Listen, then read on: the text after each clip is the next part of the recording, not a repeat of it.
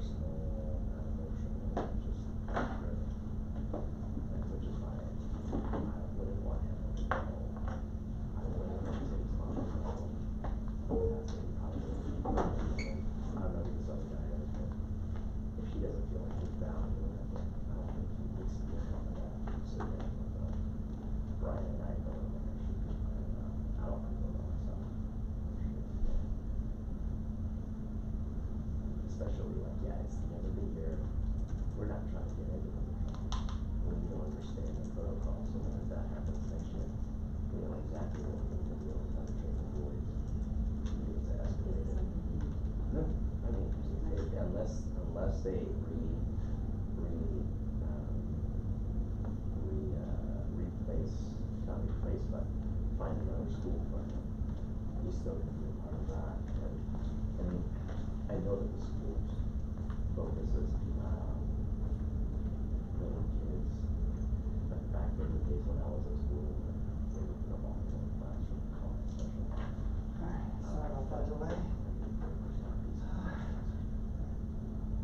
So Hey, the groups are getting small. I thought this was gonna be a big one.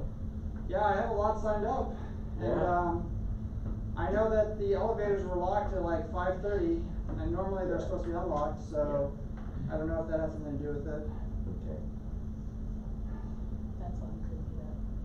Oh, yeah, I had to text them and security was just like, oh, sorry about that. Yeah, we went to security and they like let us in, or they saw like the email or whatever.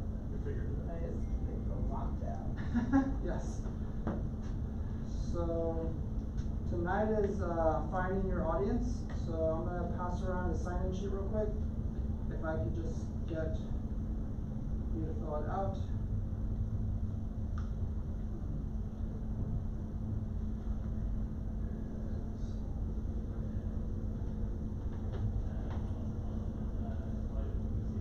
And we have quite a bit to cover, so I'm sure more people will slowly start to find their way. Well, it's actually years since the last time to like catch on to trends is early on when they're actually here. And just to let you know, this is also live streamed as well, so for future reference, you can always go to their YouTube page and check it out. Hey, come on in. Hey. So this is tonight's agenda. So this is kind of what we're going to be covering. Oh, that's the sign sheet. Yeah, there you go. Yeah, for those that came in, please sign in on the sheet that's passing around. So this is what we're going to cover. We'll have introductions. I always cover some like upcoming events. I usually cover some AI solopreneur news, and the talk will be finding the people and finding their voice, and then a few other things at the very end that I go over. So who's new here? Good, perfect, all right. So I'm Chris. I've been putting this on for almost 2 years now. For those that have already been in this program, you probably have an idea of what to expect. But I run this program, Solopreneur, and then I run the Digital Nomad. I recently just talked to somebody like 4 days ago, and they were all hyped to be here. And I sent them the link, and they're like, I thought this was an AI event. I'm like, it's a business course with AI. And they thought it was an AI building course, and I was like, how did you get that? So, but yes, I've already gone through, I think about 1,500 students have already been through both programs. And I basically help people build remote teams. A lot of what I deal with is people struggling with like what parts of their business they need to delegate. And I'm learning that many people are struggling with that part, right? So I used to do the virtual assistant thing, which I still do, but I'm learning students all over cannot find jobs right now, right? So they're like struggling to find anything. And I'm pairing those students up with entrepreneurs to provide the experience, so they get the experience either through internship hours or credit. And that entrepreneur learns more about their business in terms of, hey, what do I need to know about how my business should run, right? Without spending a lot of money on employees. So, with that said, I want to know who's in the room, right? So, if you like, it's very simple, name, where you're from, what you're working on, pain point.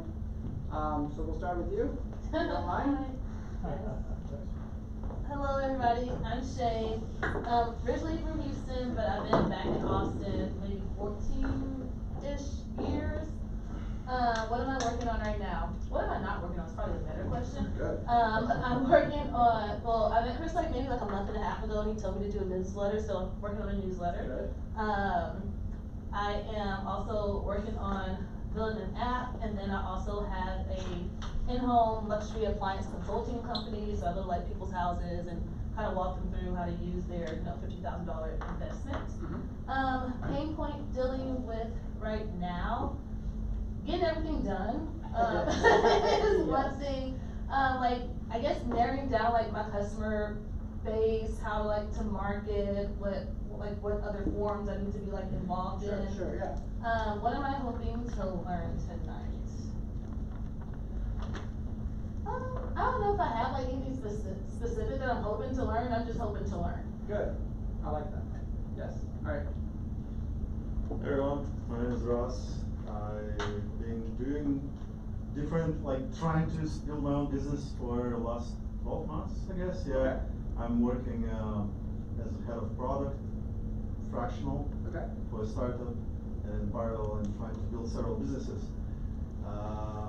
Yes, the couple of projects which I'm right now more focused on is one is more for around appraisals for Sure. home, like property taxes. Okay. All right. So basically streamlining that, and the second business is more focused on application for divorced parents Yeah. to manage the children more effectively. Yeah. Okay. So as you can see, basically trying different things, Okay. and let's see, what's the pain point? Well, for appraisal, so right now I'm basically start marketing Okay. and spending quite a bit on marketing and trying to optimize that channel, Sure. to drive more customers to my website. Okay. So yeah, I guess this is my biggest pain point right now, how to grow that business, Okay. right, without necessarily giving Mark Zuckerberg, More money. more money than I'm making. Well, good. Well, hopefully you learned something tonight. He gave you the sign-in sheet that's right behind you. But thank I you. got you. Yes. All right. In the back. Sam Gonzalez, I have a healthcare administration platform for credentialing. Mhm. So you can think of us as the PayPal of healthcare for doctors with their credentials. So the goal is to make it ubiquitous and become the interoperability layer for healthcare administration. Right? Okay. So imagine a doctor being able to go to a hospital and bring out their wallet, tap a hardware device, kind of like PayPal, and then be pre-approved so they can round on a patient. Right. Or apply to a medical board licensing from an X state by a push of a button, right? Okay. So that's where we're headed with Yeah. this. I started this in 2021, Okay. and we're growing. I've had to pivot from going the enterprise side to more small and medium business. Yeah. The enterprise has too many frictional elements to entry, like a healthy balance sheet, SOC 2 compliance, and a Sure, couple sure. of accreditations, which Okay. we don't have the money to spend on that because we're bootstrapped. All right. My biggest struggle right now is I also just landed an executive job for a top Department of Defense contractor. Okay.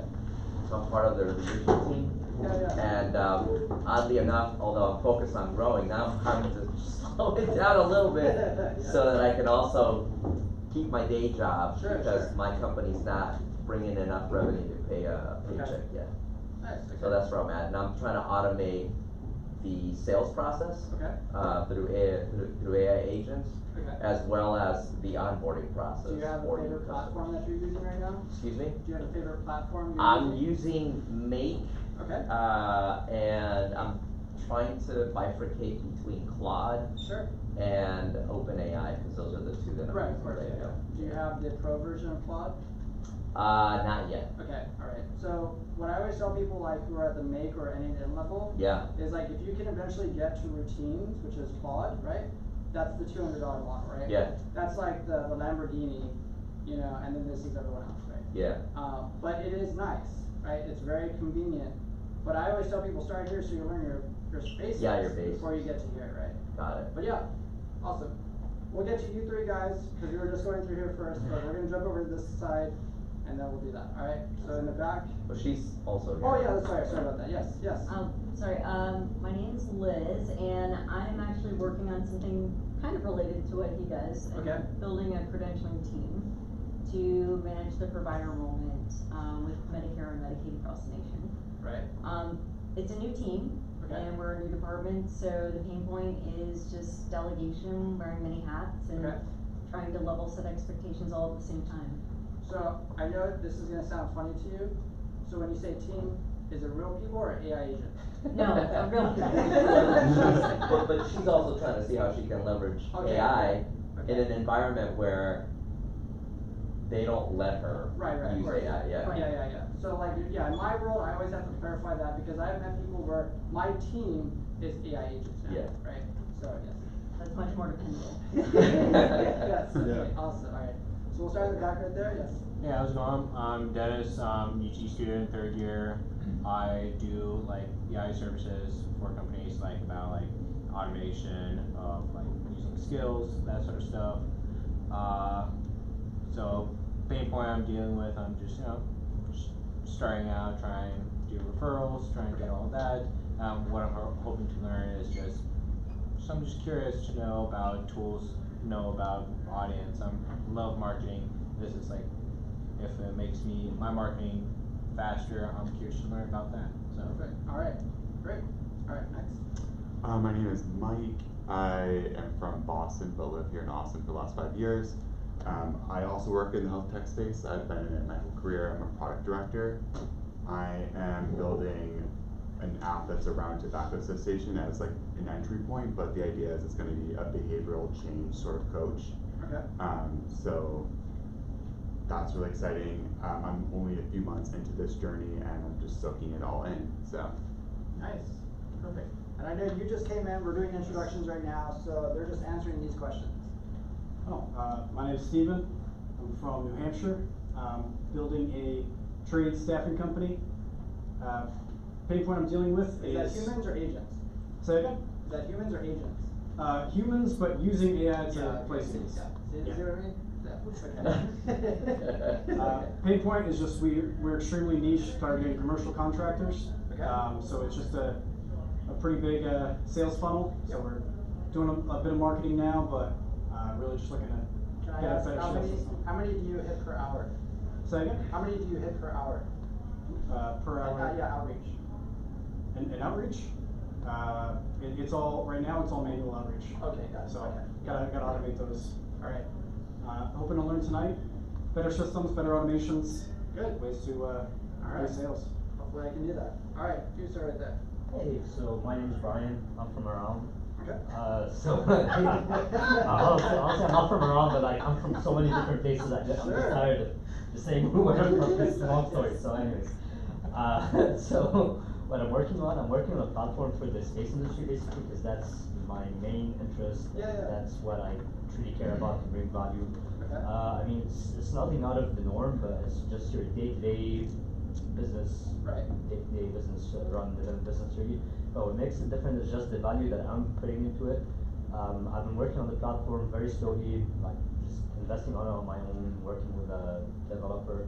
Okay. It's been around for 3 years, and now we're about to release our most recent update by mid-May. Okay. And my biggest trouble right now, because right now I'm accelerating so much trying to increase the visibility of it.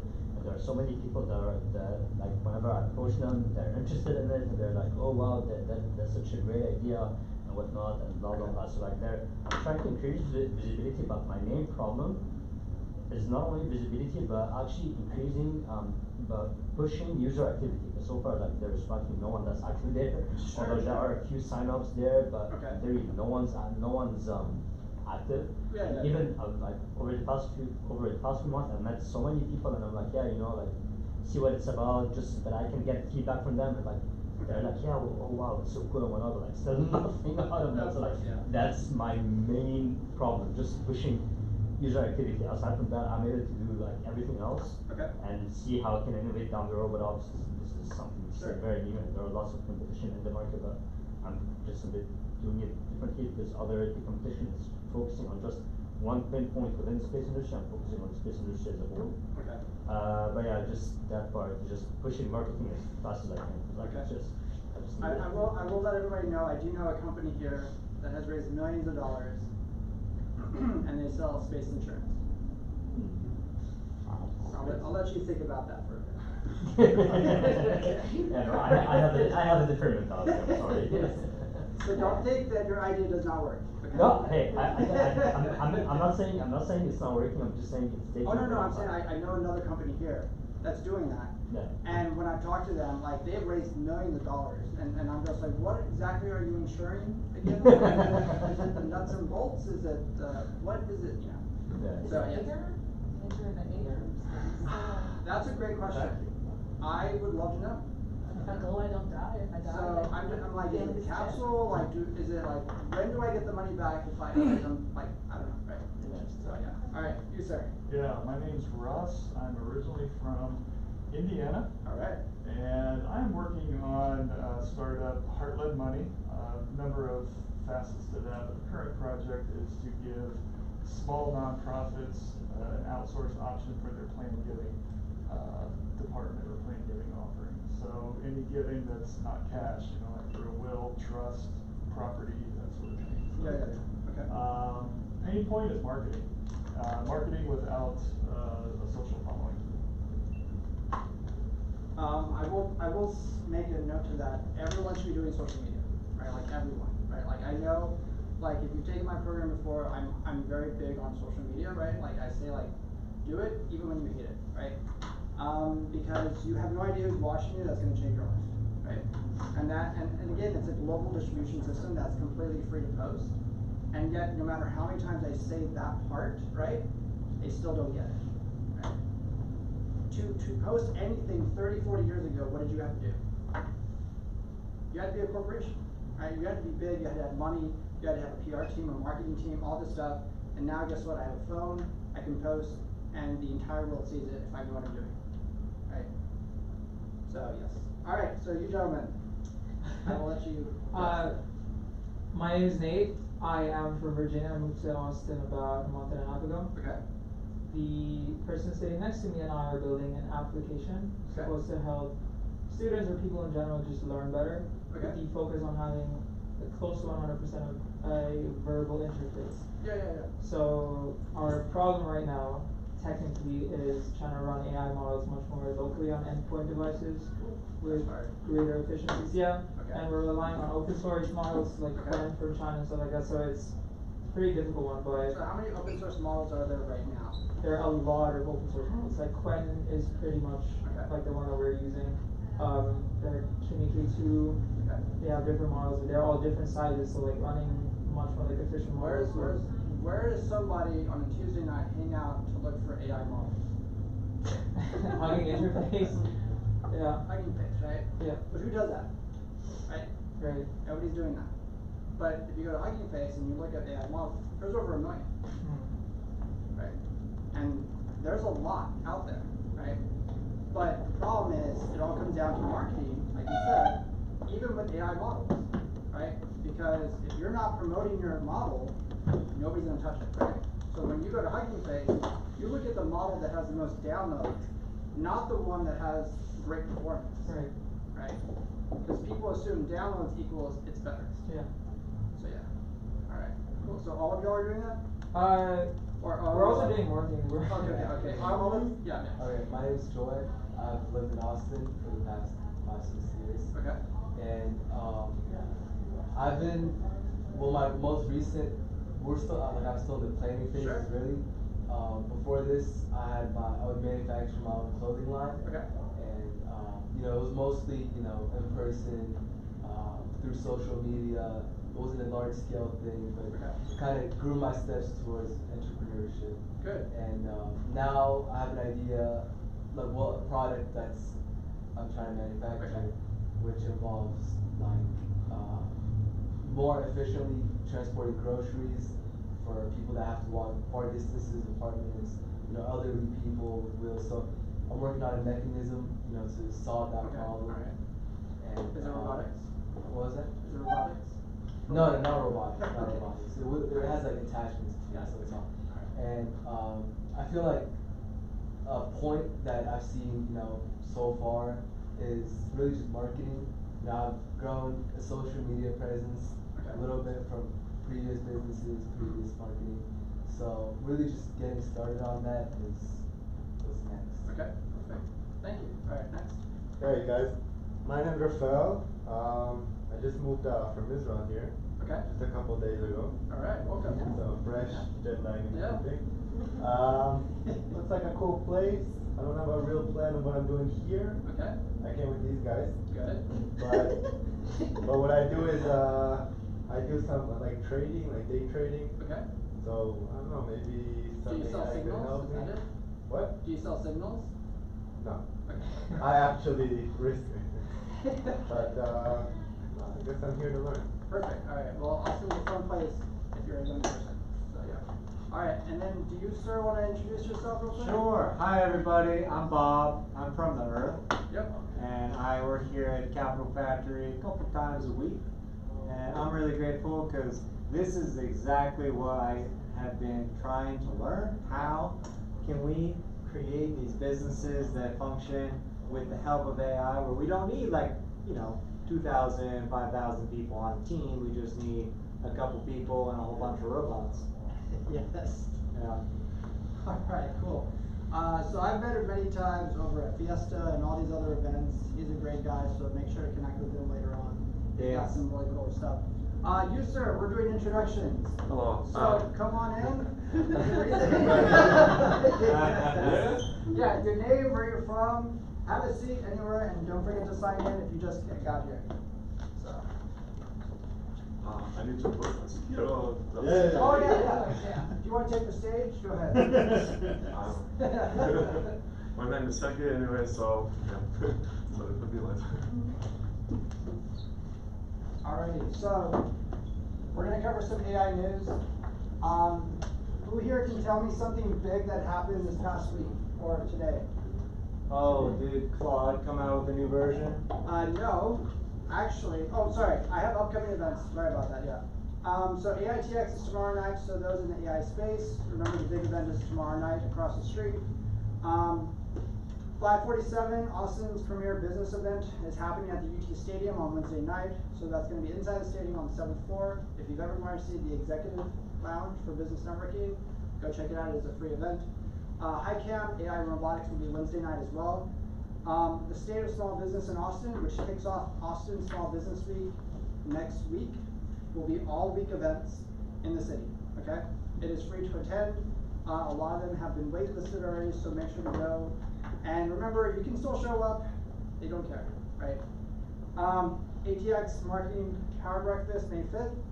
DevOps Day, that one is a conference. That's May 6th. Innovation Tech, that's also a conference, May 12th.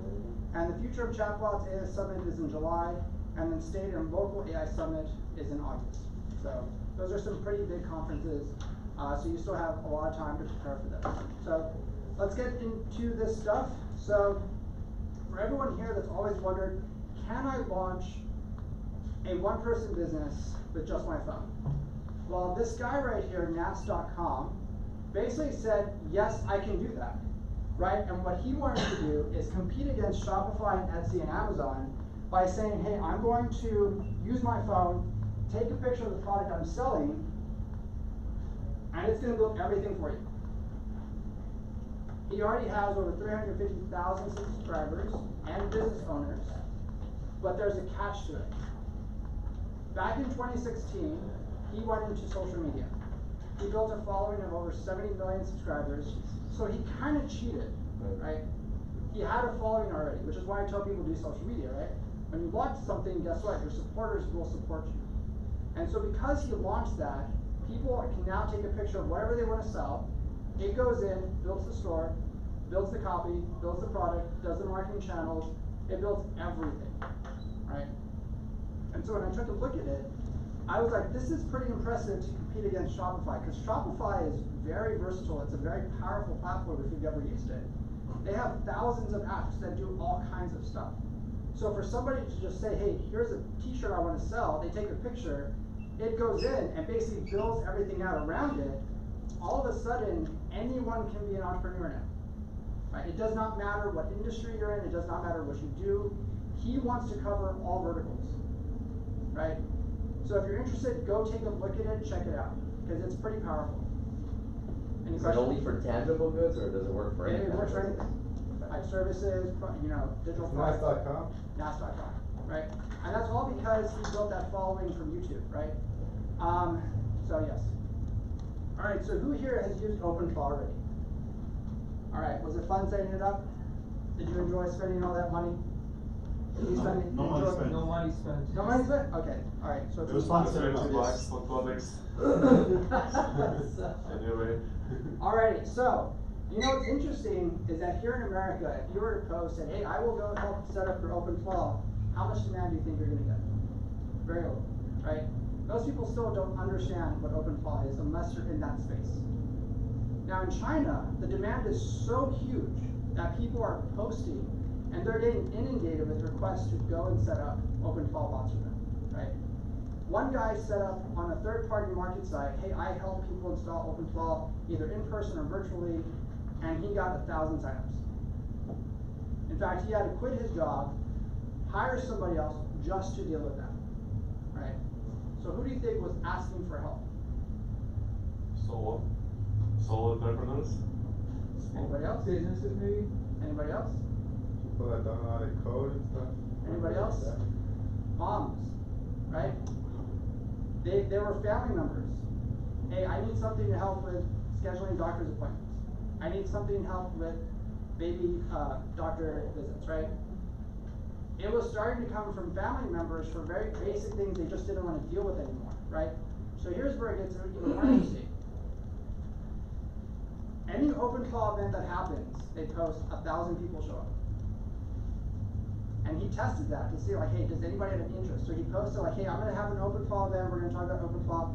500 people showed up to his event, right? So what I teach is the difference between like how to build a business with AI, and then I'm sure you've been to AI events here where 300 people show up, right? But I've been to so many of those where like you go to them, you learn something that's very like minuscule, and then you walk away like, what did I build, right? Yet in China, the demand is so massive over there, you can literally go and cash out, right? Because it's so huge. Here, you can set up shop here, and you may get 2 people a month, right? So what does that tell you? People still don't know what it does. They still don't get it, right? Most people still can't tell the difference between an AI model and an AI agent, right? Which is crazy to think about, right? So now here's where it gets even more interesting. If you look at the third one, Chinese tech workers are now being asked by their bosses to use AI to clone their work habits to basically create a clone of their daily work routines, right? And it's freaking them out because they realize their jobs are being replaced. And they don't have a choice. They have to come in and AI has to watch what they do, watch the routine that they perform, and the AI agent is watching, doing everything, asking questions, checking on stuff. And you have a choice. You can either quit and not do that, or you can keep your job and wait till you get fired, right? So on that note, two college students just raised millions of dollars for a social media network that works only in iMessage. And it's very interesting because you can turn on iMessage and basically message this number, and it'll say, hey, who do you want to connect with? And it goes into the network and finds that person on the network.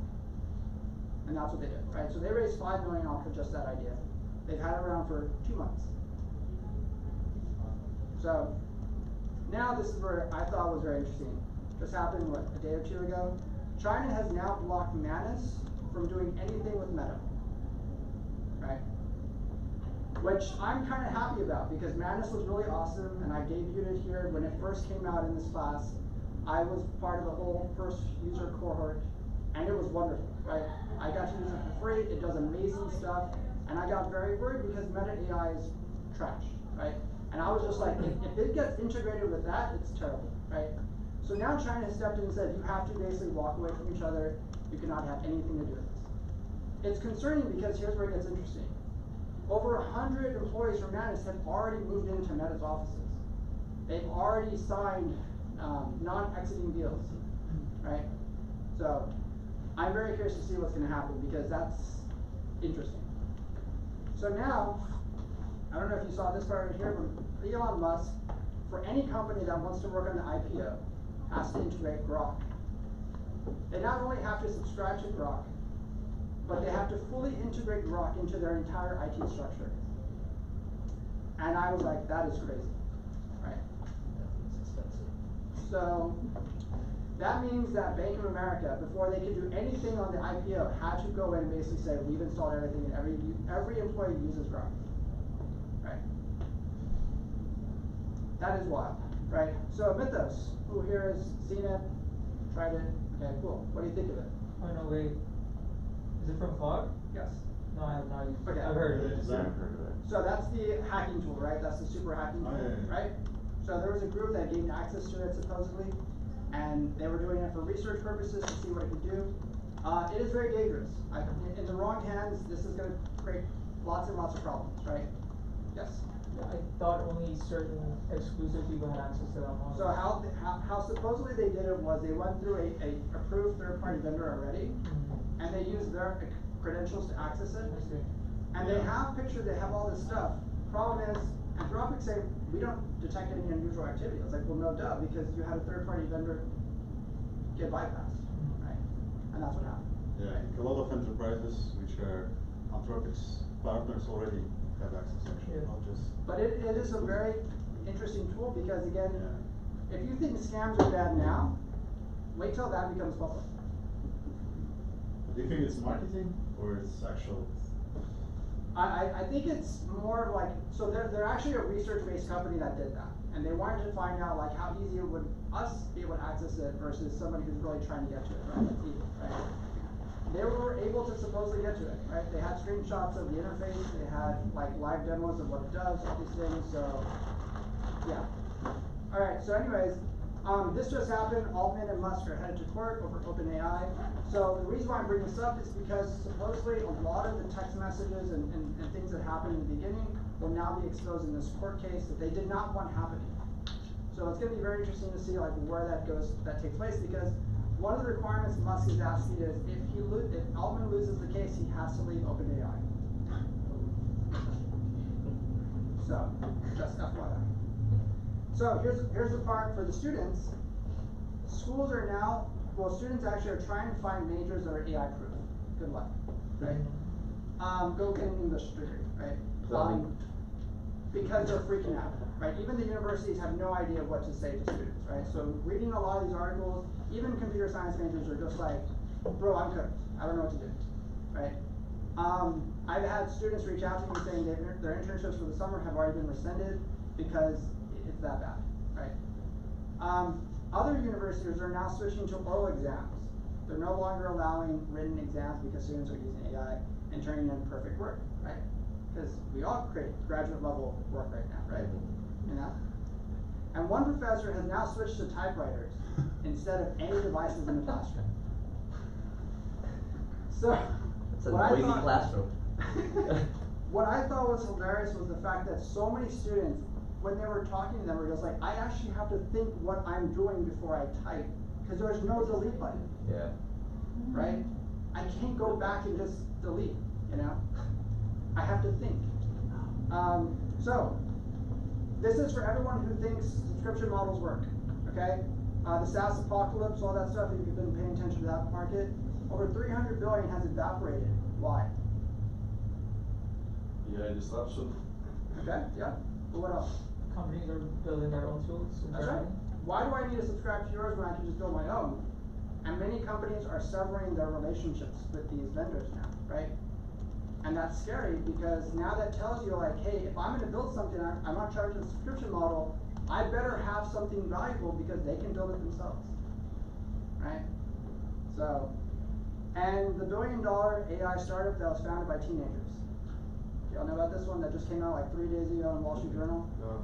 Yeah, it's 3 teenagers. Basically, they came in, they created a partnership with a major marketing firm that basically goes in and does research testing for their clients, right? So it's a AI system that kind of goes out and looks at the profiles of these companies and builds out these entire complex research programs for them. These are not even 19 years old. So, yes. All right, so I just want to share this story. I met somebody who was working on a project, and I thought what he had was really cool.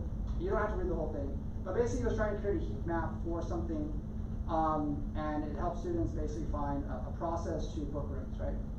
And at first he wasn't sure like where to go with it, but I was just like, most people are visual, why don't you stick to that like option for like a heat map or something, right?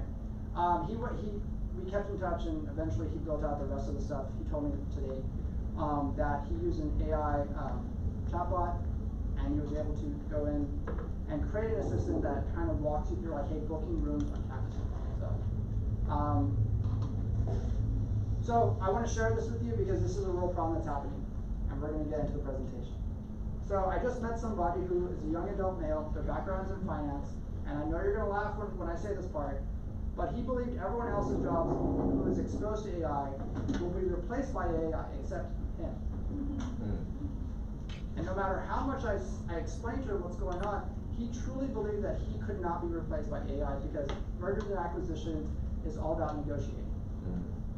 Right? And I said, so you're telling me for the rest of your life, you're going to do that one job, and that's it.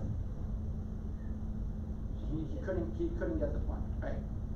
Said the economy and the job market was doing great right now, right? I don't know if that's true. Said there were so many jobs available. I said, where, right? Did not believe that reading sci-fi novels was a real thing because what's the point of them, right? Because where else do we get self-driving cars, right? And did not listen to anything about people losing their jobs to AI and believed it was a complete myth. Yes, this was a real conversation. Like, this is what I deal with. Was the earth flat for this guy too? Probably, right? Absolutely, right? And just could not understand how much AI has changed. And no matter how much I explained to him, like, where did the tablet come from, right? And I said, where do you think a tablet came from, right? And I said, give me an example. He could not understand Star Trek was responsible for that, right? Because when Star Trek came out, nobody understood, like, why are they holding these things? What are they typing on? And now everyone here just uses it and takes it for granted, right? But would not listen to reason, so that's what I deal with. Anyways, this right here, for those that wish to follow along, this is a workbook for the program. It is an open document, so if it's asking you to sign in or do any kind of crazy stuff, I don't know what's on your phone or device. Just copy it to your storage so you can edit it, and we go from there.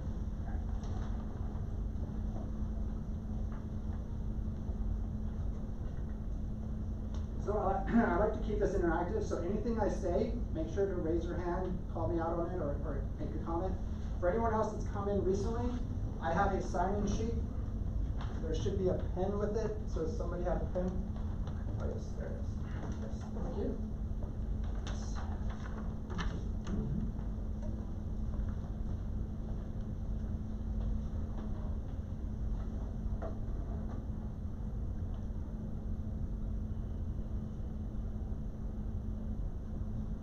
Take your time. And it also has take-home exercises later on, right? So I have an appendix of prompts, Notion, templates, and other stuff. So.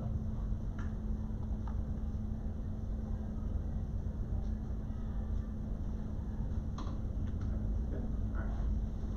So basically, this whole program right here is a blueprint to find your audience, right? Everyone always wonders, like, how do I find it, right? I'm going to offer some cheat codes, a little bit of hacks, things like that. But hopefully you walk away with some clarity in terms of, like, okay, where are my people, right? So the blueprint for positioning comes down to identifying your ideal audience, which we've all heard before, right? But we want to build an AI-powered audience persona that kind of identifies that stuff, right? So I built out some prompts, I built out some systems to kind of follow it. There's also some tools I want to show tonight that kind of highlight what to use to be able to find it even faster, right? We're going to craft a positioning statement, and we're going to kind of map your brand voice pillars to what you're trying to do, right? And then, of course, I want you to know what AI tools are available so you know which ones to use. Now, what do we all know about AI tools today? Most of them are behind paywalls, right?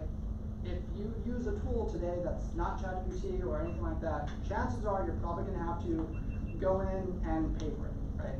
And they're getting more and more expensive, just FYI. Who here, by the way, has a paid account for ChatGPT? Good, keep your hands up. Who here uses the store every day?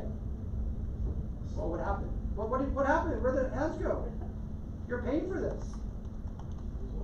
Only two? Use love? the store, OpenAI store. Oh, story now, what's that? Once you're paying for access to the store, this store has thousands of pre-built agents, right? And these. Not every day, but Yeah. I mean, there's. So the reason why I bring this up is because these agents have already been pre-built by other people. Like I can go in and build an AI agent, put it in the store, and other people can access it, right? I don't need to spend time necessarily training and building all this stuff. I can go in and do what with these agents. Like where does the power come in? If they're specialized. Well, no.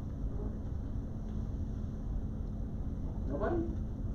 Well, you're not starting from scratch, right? So you have a platform. No. They're pre-built. Yeah, I know Right? that. They're pre-built. So I have one that's marketing, I have one that's graphics, I have one that's legal, right? Right. But where does the power come in? Scaling your connect. Rebranding and marketing. Orchestrating. Very good. You need to connect them. Oh, okay. You need to connect them so they work together, right? Otherwise, they're just by themselves, right? If I'm just using a marketing AI agent, and I have to constantly talk to that person, and then I have to go to the legal one, that's a lot of time wasted, right? Yeah. I should be able to just go to my team and be like, hey, I'm working on this. They all get together and collaborate. That's where the power is, right? There's thousands of these pre-built ones, right? Yes, you can build your own. Do you want to spend the time to train it? Not fun. So this is a simple profile right here, solo founder who broke through. The profile is a solo creator scaling from 0 to 6 figures using AI. This is more common now today than it was even 6 months ago, right? Before they were overwhelmed with trying to be everywhere and speak to everyone, right? We have now AI agents that can go out, crawl Twitter, they can crawl Instagram, they can crawl Telegram for you, and they can go find who's having these conversations that you probably don't know exist, right? They can reply for you, they can do all kinds of stuff, and because of that, the after story is they found absolute audience parity and razor sharp positioning because now they know where their audience actually is, right? They may not be on Facebook, they may be in WhatsApp groups all around the world, right? But do you have time to sit through 1,000 WhatsApp groups? No. But you know who does? Your AI agent, right? Just to clarify, there was an AI agent built to do all your doom scrolling for you, so you don't have to do that. It's a real thing. And they raised a couple million too, by the way. Alright, so trend strategy here, right? The rise of one-person businesses is all based off a trend, a challenge, and a catalyst. It's about accelerating as far as you can, right? If I can go in and I have an agent that checks all of Africa and another one that checks the Middle East for me, and another one that checks Australia, I'm covering a lot of ground, right? That means you have to start building more and more systems to handle that intake, you know? So when you start to have, let's say, 1,000 people responding to you, are you dealing with every single one of them? No, who's dealing with it? Another agent that handles the intake, right? That's the scaling part. Any questions so far? Okay. So why traditional marketing fails most solopreneurs, right? We all think I need to post something and wait for something to happen, right? We have agents now that can actively go out and search for things. Why are we still posting stuff, right? If you post a Google ad, you should be posting it because you need to find out where are my hits coming from, right? As soon as you have the hits show you like, hey, I'm getting a lot of feedback here in the Middle East right now, let me send some agents over there to find out more information what's going on, right? That's way more effective than you're like, let me run another ad, right? Because you just need the first ad to tell you where your hit's coming from. You may find out it's nowhere near you, you know? But the Solar Founder playbook is very hyper-specific and very, very agile, right? You need to be very nimble, right? You can talk to your AI and go in and be like, hey, I need to pivot, we need to try this, right? I just saw this happen, go do that. Why do you think open call bots have become so popular? Because they can do that, right? You can train it to go do those things, and it will do it, right? And it will only come back to you when it has something. Any questions? All right. My job is to get you to think, right? So myth number one, you need a big audience. The reality is you need a niche audience, right? You need to find who is really interested in what you do. How many people do you think you need on social media to make 6 figures a month? Depends on what you're selling. Yeah, I don't know. maybe 10,000? Okay. Anybody else? What's the now? For 6 figures? For how much? Depends what you sell it, right? Yeah. Yeah, maybe one guy if he has that much money. But it's not. So, I always tell a story about this guy. His name is William Brown. You can look him up on YouTube. He already cashed out. He made his millions a long time ago. He started with one document, right? That document just was notes that he had a conversation with about how to trade, right? And somebody was just like, just teach me how to invest. I just want to know how to invest, right? Somebody said, hey, all those notes you had, could I get a copy of that? Like, you know, I'll pay you for it, right? He's like, okay, $50, right? So he made a Word document, threw all his notes into that, shared it with him, and he paid him $50. He's like, man, if I could sell this many times over, like, how many people would buy that? So then his friend said, hey, my friend is interested. Can you sell that document too? It's just a link, right? He's like, okay, great, it's $50, right?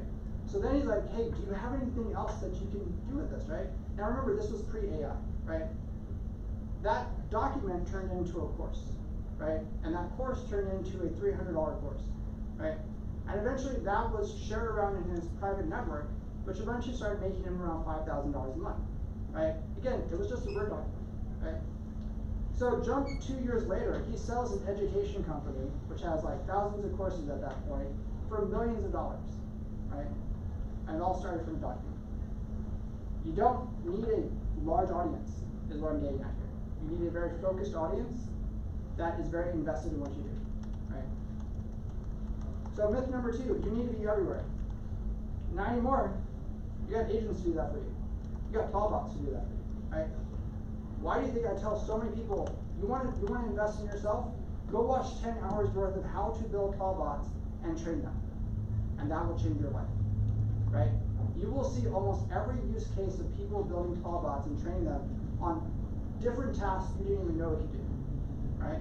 So then you can turn around and be like, okay, I need that skill, and now I know how to do that because this guy just showed me his template he used to train it, so I'm going to plug that into my claw bot, train it on that, done, right?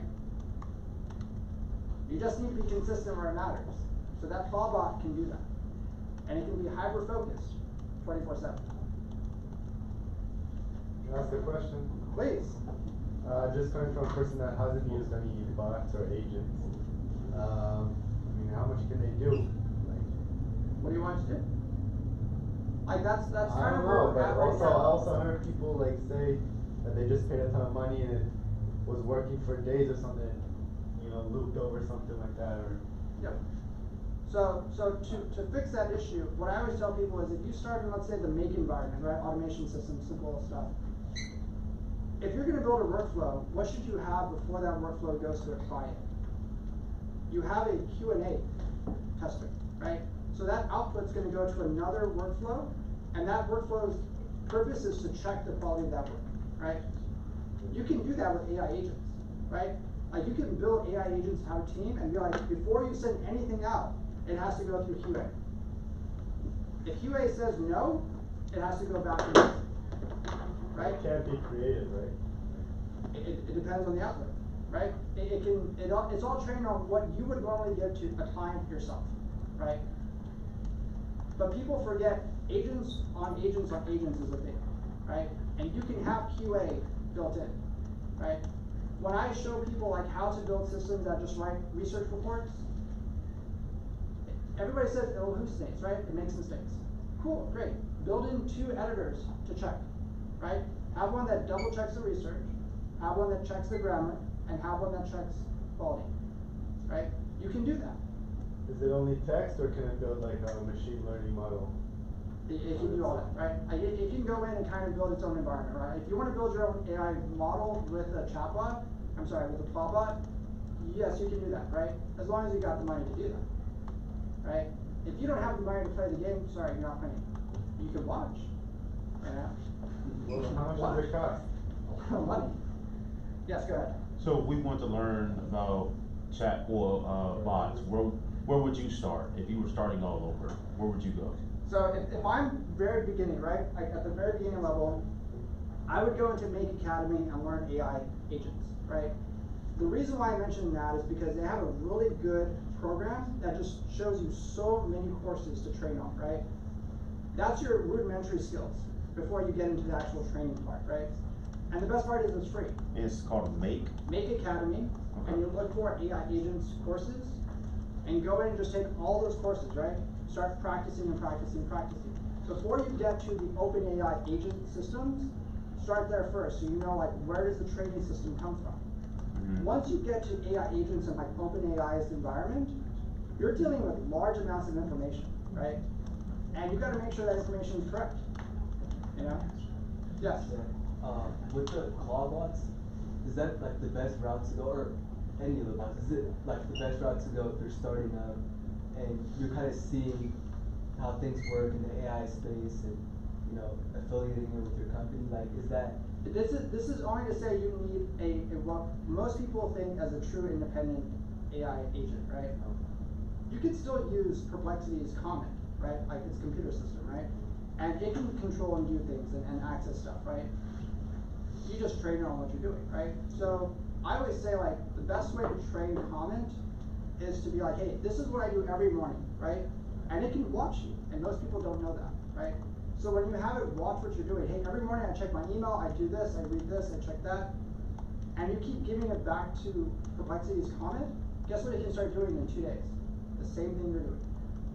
Now you don't need to do that anymore, right? I guess the question is more so like, would you rather start with a workflow that works without AI and then integrate AI bots to automate all of it, or is it better to just start with agents like from the get-go now? If you're trying to get to agents and that's what you're selling, that's one route, right? But if you're using agents to do your job better, then yes, train it as well as you can, right? Like my thing is give it video that it can watch, right? People do this thinking like it keeps making mistakes. I don't understand. Well, it doesn't have context. It doesn't see the big picture, right? Most people like, I need you to do this and check my emails and respond.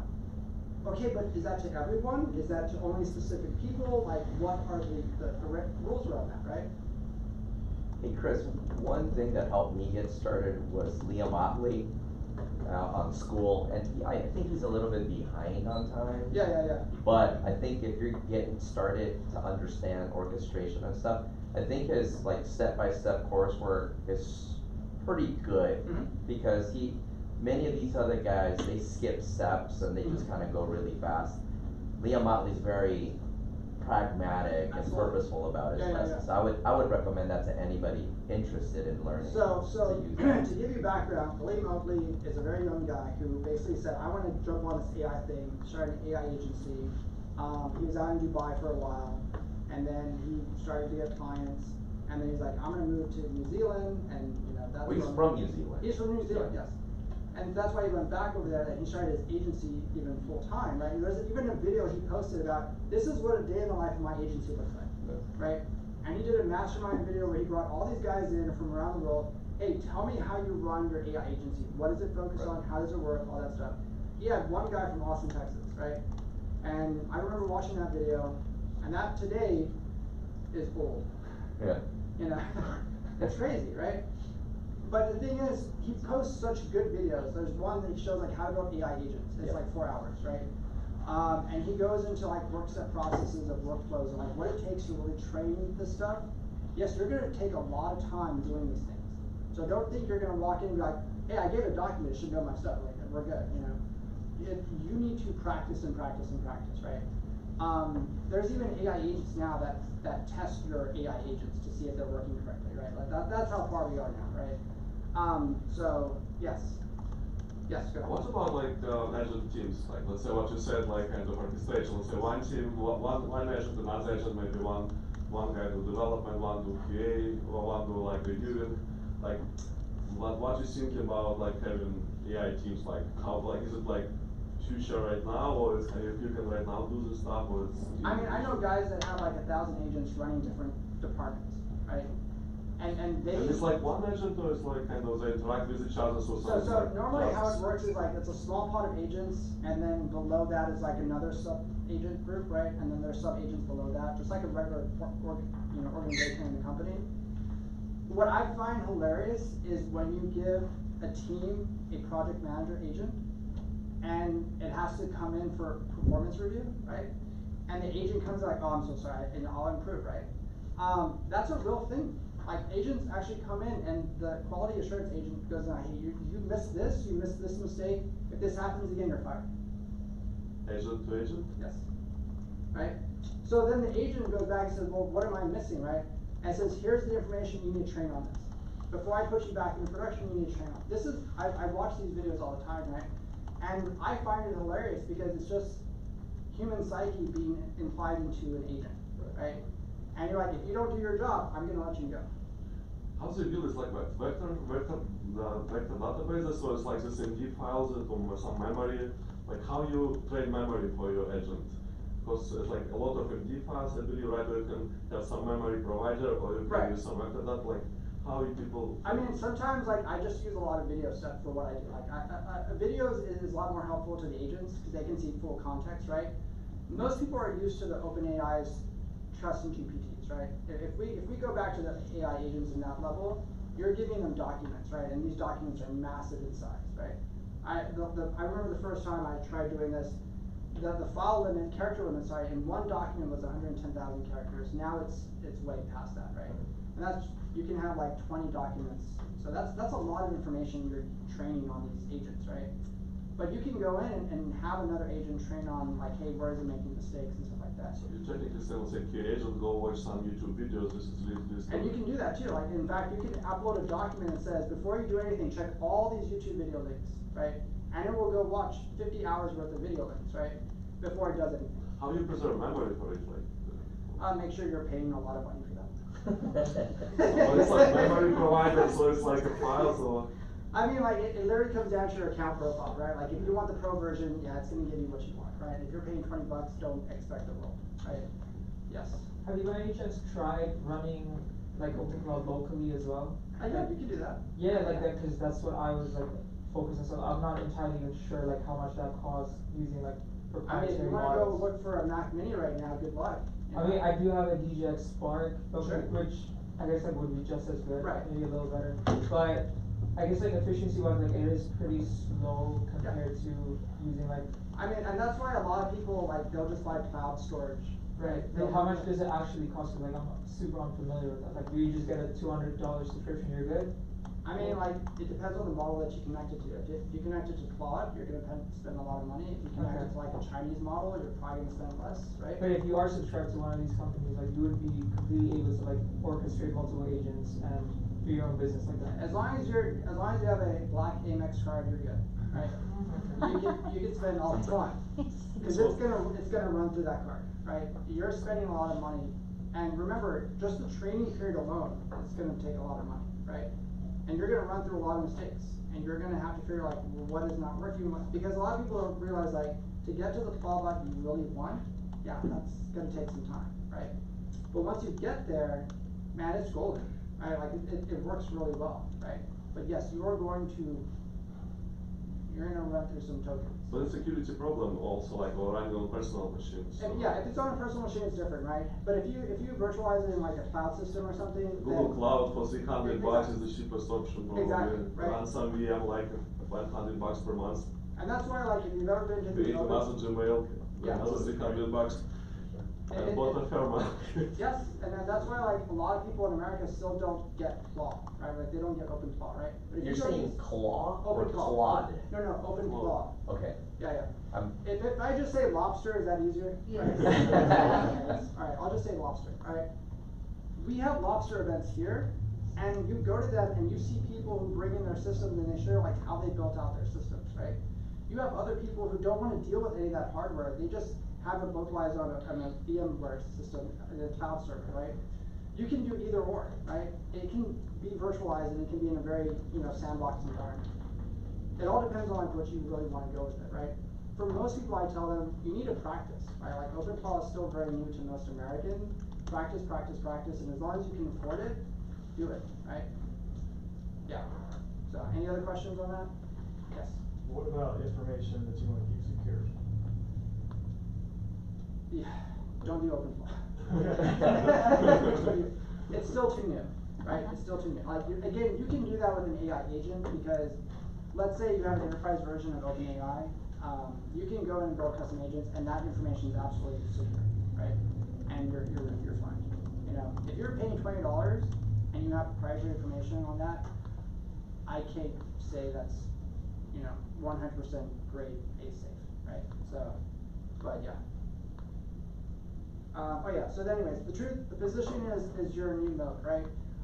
Finding your right audience, leveraging AI to do that is where you're going to be able to find your advantage. A lot of what we cover here is, yes, automating systems, building out that kind of stuff, right?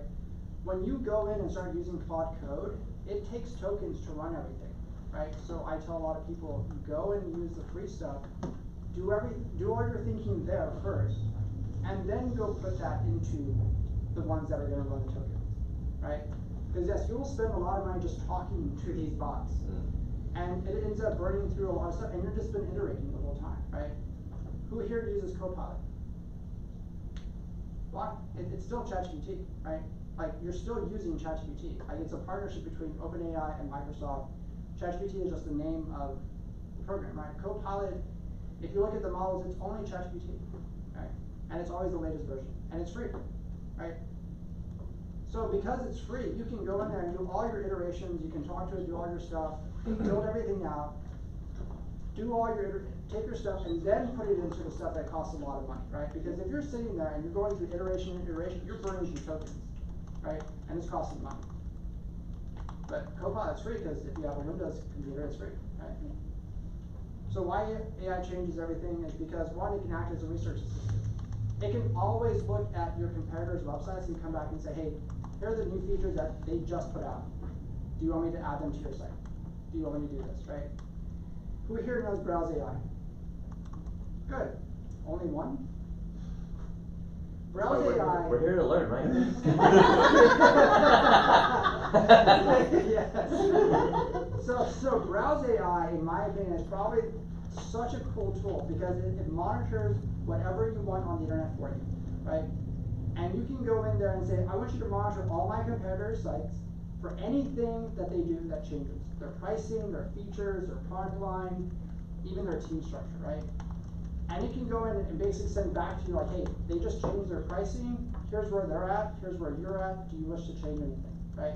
You can go back in and be like, hey, I want you to take that report, send it to my AI agent that manages my website, make the changes, right? That way you stay competitive, you know. If you've never looked at Browse AI, go check it out. It's a really cool tool because it allows you to stay up to date on what's going on. It basically just monitors the internet for you, right? And because of that, AI acts as a messaging partner, right? When you're asleep, guess what it's doing to itself? It's responding to comments on WhatsApp. It's replying to Facebook comments. It's replying to all kinds of conversations while you sleep. You cannot be everywhere, right? But AI agents can.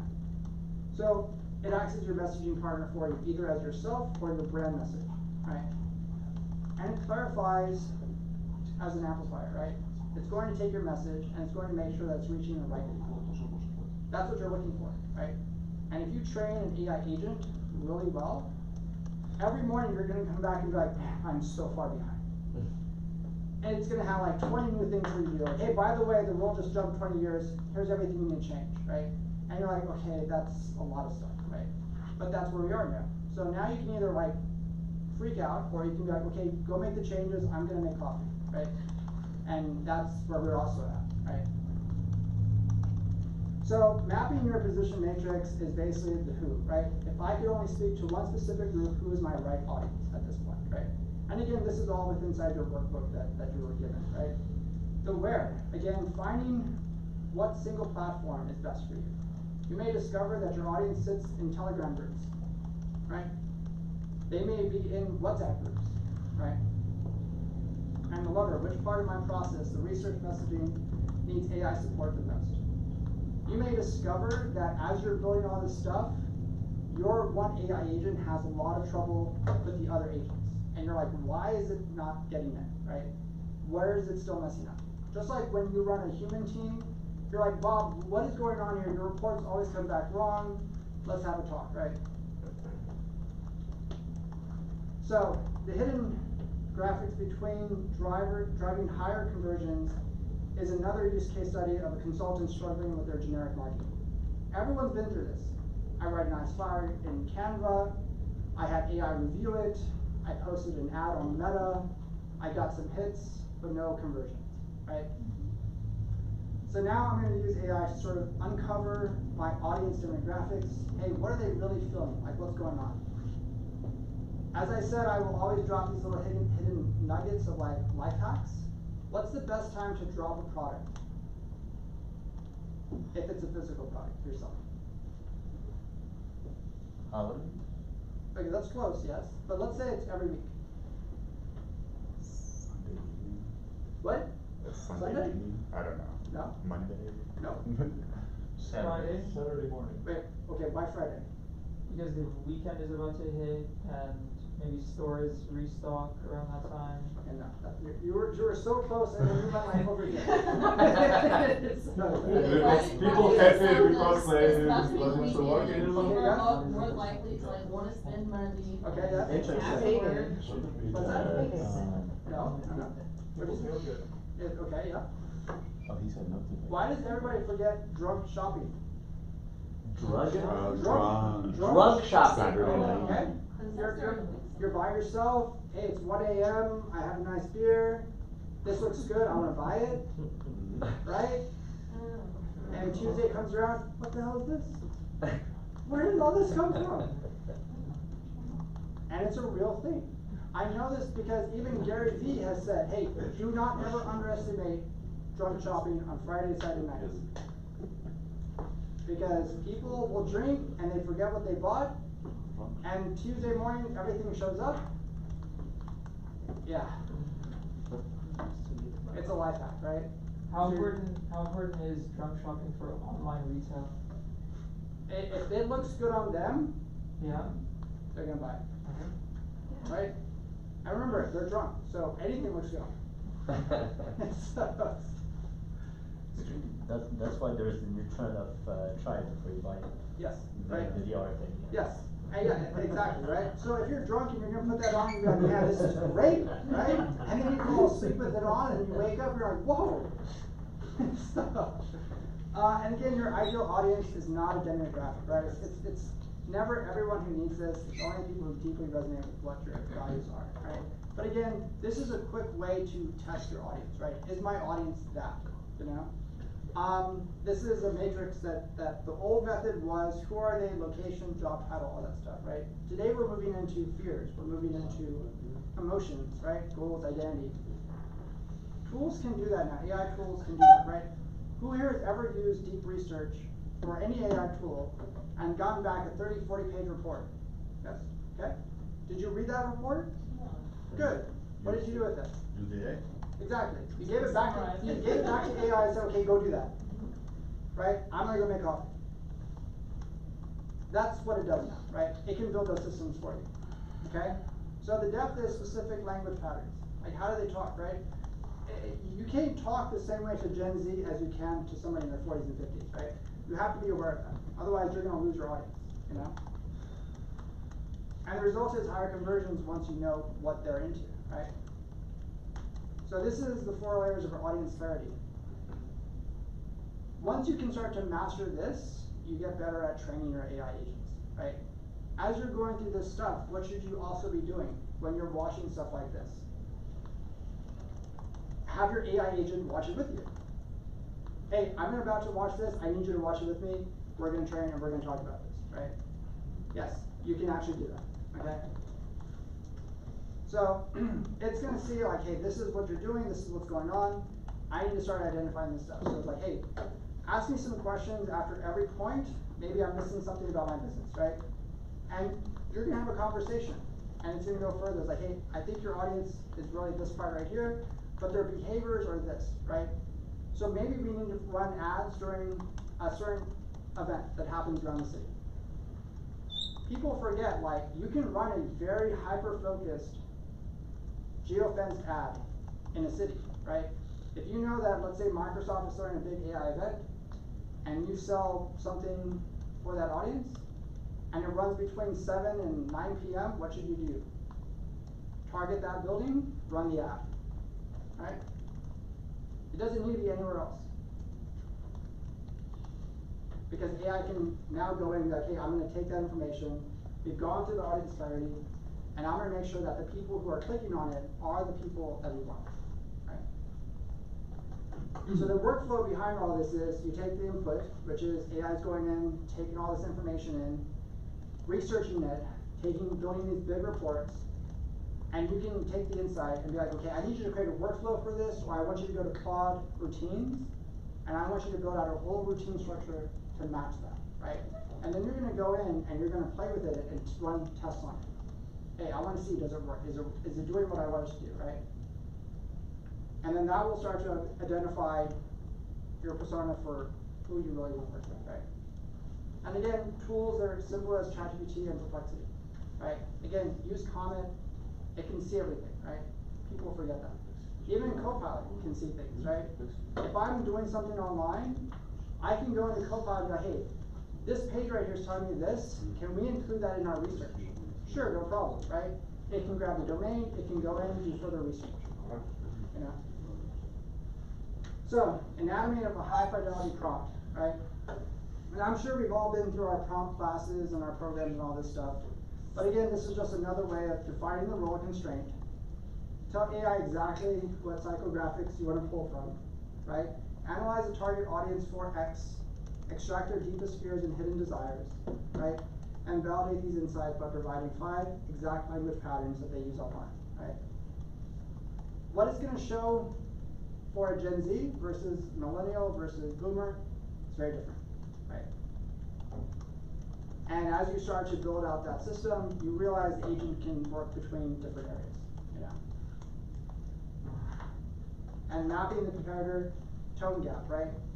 You may start to find out that your competitors have different markets that you need to pay attention to. Your competitor, your direct competitor might be doing something really good, and you discover that like, hey, they run all their ads in this location. I need to go do that, right? I'm gonna go use their research, piggyback off of that, and go run an ad in their space, right? And do a markdown, 20%, right? Any questions? Good. And extracting and clustering insights, right? You can have one AI agent that just goes in and does all this for you, right? And just takes all that information and ingests it every single day. And what should you do with that information that AI agent's doing? Feed it to your marketing AI agent, right? If the guy over here's job is to just ingest information and organize it for you, then sends it over to the AI agent that's responsible for marketing, that's way more efficient, right? Because now that marketing person has a very specific scope of what his job is, right? Yes? So this structure that you're talking about of having these different agents, one thing I heard you mention earlier was about the cost. So is this a structure where like we're talking about a lot of money, or is this something you can do on a I mean, you can do this within inside the $200 plan for OpenAI, right? Like the $200 plan? Okay. Yeah, you can do all this, like you can still build a team in the $20 plan, just don't expect amazing results. Gotcha. Using Make though, you can't. Like, you can use Make, or an right? orchestration. Yes. I've tried to do that within OpenAI and it doesn't. Yeah. It doesn't orchestrate. So the $200 plan allows you to use operations, Okay. which is the same thing as Claude's routines, right? Got it. And they're just different names for automation. Of course. Right. So if you want to go that level, yes, you can do that, right? But most people will go to Make and they'll just connect to their different AI tools that they have. Now, remember, to do that, you have to have paid accounts, right? They need API keys. But it can do all that, right? And you can go in and create a workflow that does this, another workflow above here, and another workflow that does this, and they can all connect to each other, right?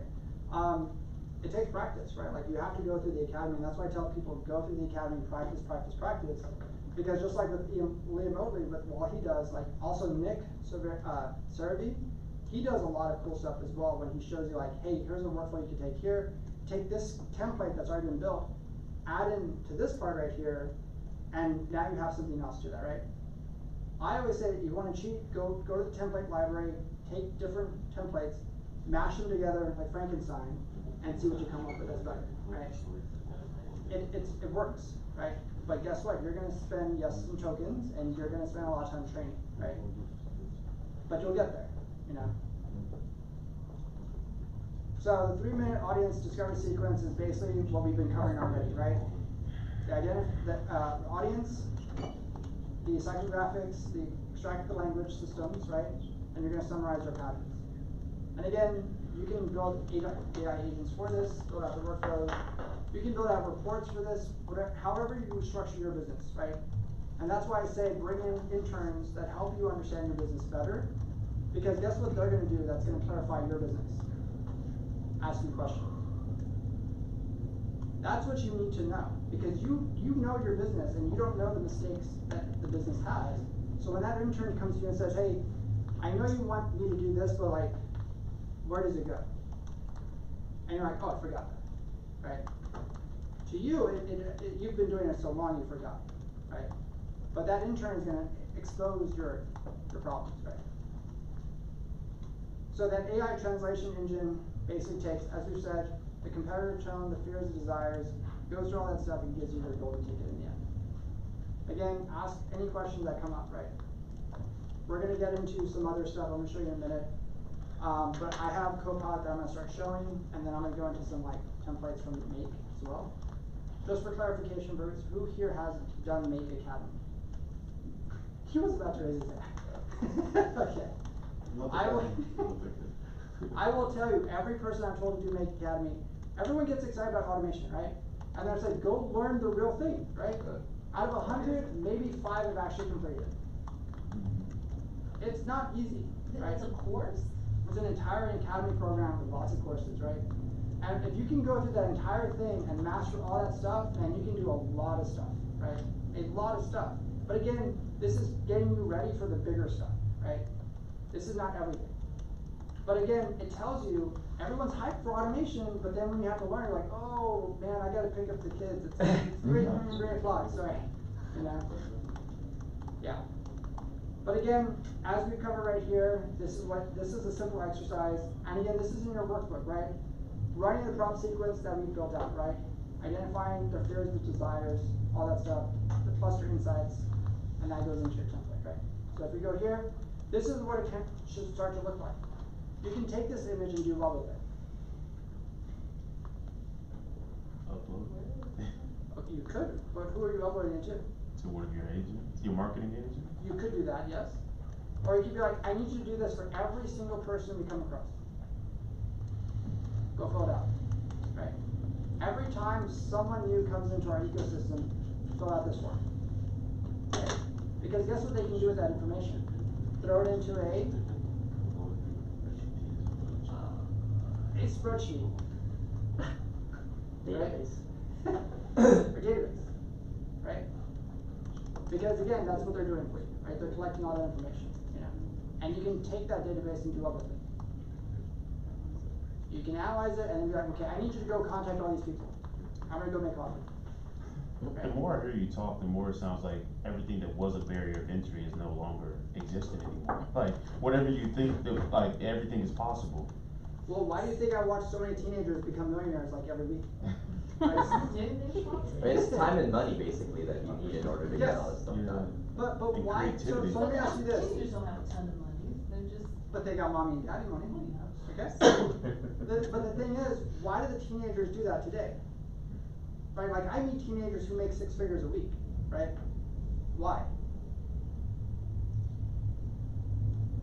They don't have fear in their life. Yeah. They don't have They're problems creative. that most adults have, right?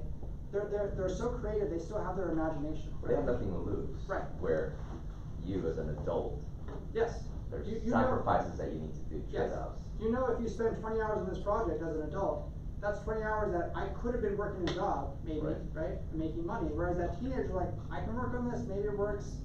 I still got a room and board, I still got a fridge full of food, you know. I can go out and play in the pool and chill. But the teenagers I meet, I can't tell you, like, they burn through Cloud Code credits like you would not believe, right? But the stuff they're building is the reason why they make so much money, right? Because they're so hyper-focused on something, you know? right now I'm sending a ton of like college students and high school kids to San Francisco this summer, just because of the fact that like, that's where everything's happening, right? You go over there, it's like stepping into the future, and if you can land inside a build house, man, your life changes, right? But getting into a build house, that's the challenge, right? Because you gotta bring something to the table that's of value to them, right? You're gonna be sitting across guys who, they've exited 3 companies, they've raised millions of dollars, they're not even 19 years old, right? And they come from Harvard or Boston University or whatever. And if you don't bring something to that table, they're like, why are you here, right? But you get a free room and board, right? And guess what you get to do at night? Make coffee. Your agent's making coffee.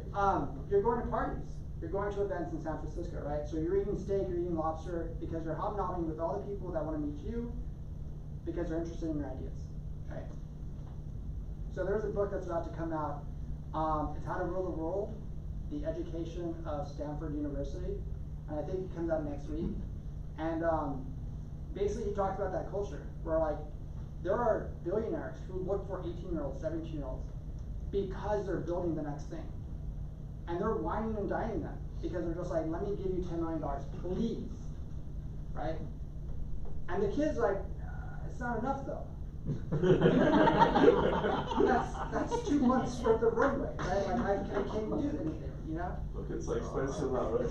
Yes, you know? But you do meet the situations where they're just like, the kid, if he's smart enough to be like, give me 6 months of office space in San Francisco, give me a room and board, and a car, right? And give me free Cloudco credits, and they will be a happy camper, right?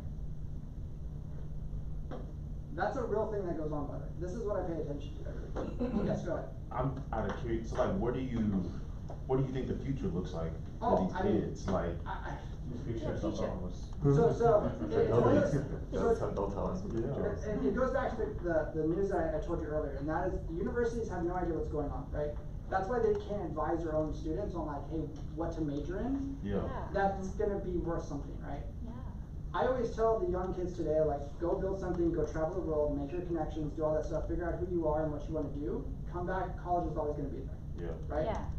It will always be there. But the thing is, if you come back and you're just like, hey, I met 100 amazing people that want to fund my company, that my ideas, but I also have 100 places I can stay around the world for free. Right? That's way more powerful than like, I went to school, I got into debt, and I can't get a job. But I went to Harvard. Yeah. So I will tell you, AI mints more millionaires every single day than any other technology in history, right? And I read that stuff every day, right? And I see it. So that's why I pay attention to so much of this stuff, because I'm watching people who build such small things, but it makes them buckets of money, right? So, any questions on that? Yeah, okay, good. All right, so anyways, the power of like precise positioning. This is another micro case study, right? So a big experienced coach struggling to stand out in a crowded market. I get this all the time, by the way. I work with a lot of like people who have service skills. They want to rewrite their core positioning using AI-assisted workflows, right? The result is they tripled their inbound leads with a single quarter. And what that means is they went in and basically took what they were used to promoting. AI said, hey, this is how you should set up all your courses. This is how you should set up your products to sell. And let's build out a store that matches that framework, right? If I go to Shopify and I'm a coach, what should my theme of my Shopify store be? The coach of my sport that I'm in, right? It should be very focused to that sense, right? So, as I always tell people, like, generic messaging is the enemy of growth, right? Like, if you sound like everyone else, guess what? It just blends, right? People forget. But if I come in and I have a very specific tag on what I do, for example, there's a guy that I watched all my AI news from. His tag is, I watched 10 hours worth of AI news, so you don't have to. I love that tagline. Use AI to figure out what your tagline is, right? That's how you become memorable in people's minds. And that's sort of, that part right there is, how do you get people to remember you, right? As I always tell people, if you make somebody feel like $1 million, they will never forget you, right? And it's as simple as that. You might have an amazing conversation with somebody, and they're like, you know what, that conversation we had 6 months ago, I wanna let you know, it finally made me feel like I was recognized and I can do it, right? It sounds silly, but yes, it still matters, right? That's what people want. So guess what, AI agents can do that. Hey Sarah, how you doing today? Just wanted to check in, right? You might be making coffee. Your AI agent's over there talking to all your customers for you. Hey, just to let you know your shoes are on the way. I'm just letting you know the order's fine, everything's perfect, right? That reassurance. So weak messaging is very vague, tries to speak to everyone. Again, your AI agent can go in and run specific ads, right? And it can target what's going on. If I know that the vibe in a certain area of the city has changed, and the ad that I was gonna run is no longer needed, it can make those adjustments. It can change the messaging, go in, run a different ad, right? And it can do that 2 minutes before it's supposed to run, you know? Any question? Okay. But again, you want to turning that research into resonance, right? The AI positioning pipeline. That's basically what it looks like, right? You want to refine the tone. You want to extract the themes that are going on. So out of everything that I said here, what I know there's something in your curiosity that's just like, what else can I do? Because like just like he said, like it seems like we can do anything now. So what's the limiting factor now? Your own imagination. That's right, your creativity. The one thing I deal with as a consultant is I'm trying to get you out of your mental blocks, because sometimes we're so locked in on what our role is, and we forget, oh, I can do that now, right? And there's still a lot of free AI tools you can use to do that, right? If I go in and build out 5 AI agents that go out and do what a 100-person company used to do 10, 20 years ago, I should be able to make a lot of money. But the problem is, I don't have imagination or creativity to know what they're supposed to do, right? But if I did, guess what? Man, that's a powerful tool. So how are you helping your clients expand their creativity? So, I've always wanted to teach a creativity class, right? Like that, it's super hard to teach creativity, right? So I always give them exercises. I'm just like, today I want you to try 3 new things that you would normally not do, right? Most people follow a routine. To break that routine, I say, instead of doing this, I want you to go here today, right? And that's why I tell young people go travel, because that routine is broken, right? And that exposure to new places all of a sudden brings in this like, oh man, I didn't know this was going on, I should be doing that, right? If you did that to yourself every day, instead of following your routine, go do something different, all of a sudden your mind is gonna shift, and you're gonna be like, hey, I'm not in my normal routine, and you're gonna be exposed to something different. So your mind's gonna think differently, right? And you might be exposed to a whole new group, or you might see something different instead of what you expect to see, right? That's what I start with, right? Then we go further and get into harder stuff, but yes, creativity is hard to teach, you know, especially people who are stuck in their routine, you know. They're like, no, I have to go to HEB at 3 o'clock, you know. But yeah, that transformation process, right? Using AI now helps you filter a lot of your biases, all your things, to see like, hey, what am I not seeing in this situation, right? When I use AI, I always tell AI, hey, I see this, but what am I missing? Like, what am I not seeing here that I should be aware of, right? It has exposures to all kinds of points of views, right? And it may introduce a concept to you that you're like, I did not even think of that. Right? So, yeah. All right, let's see. I have this right here. So for those who are familiar with Make, you know what this looks like, right? And for those that are not familiar with Make, this is the template library, right? And I just want to show you some of these right here that are just like what it offers, right? I can send this one right here, send a Gmail email from a new Google Sheets, right?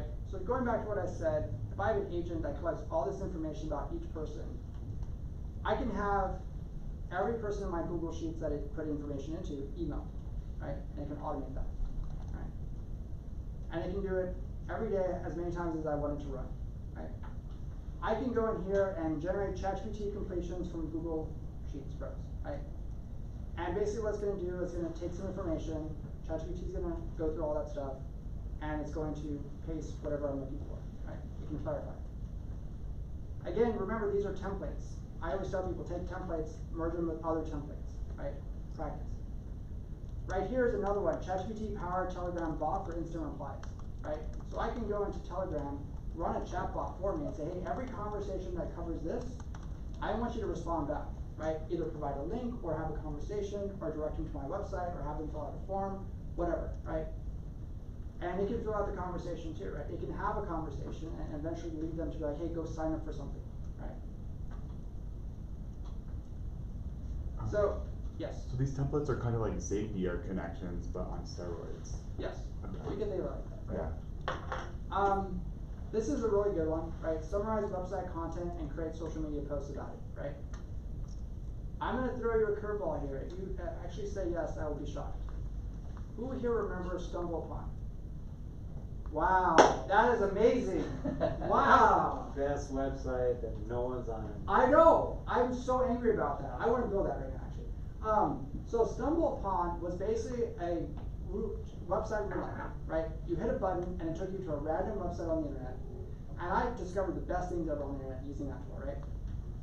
And what you could do with this is you could summarize that and be like, hey, I discovered this new website today, and you go make all these social media posts about it.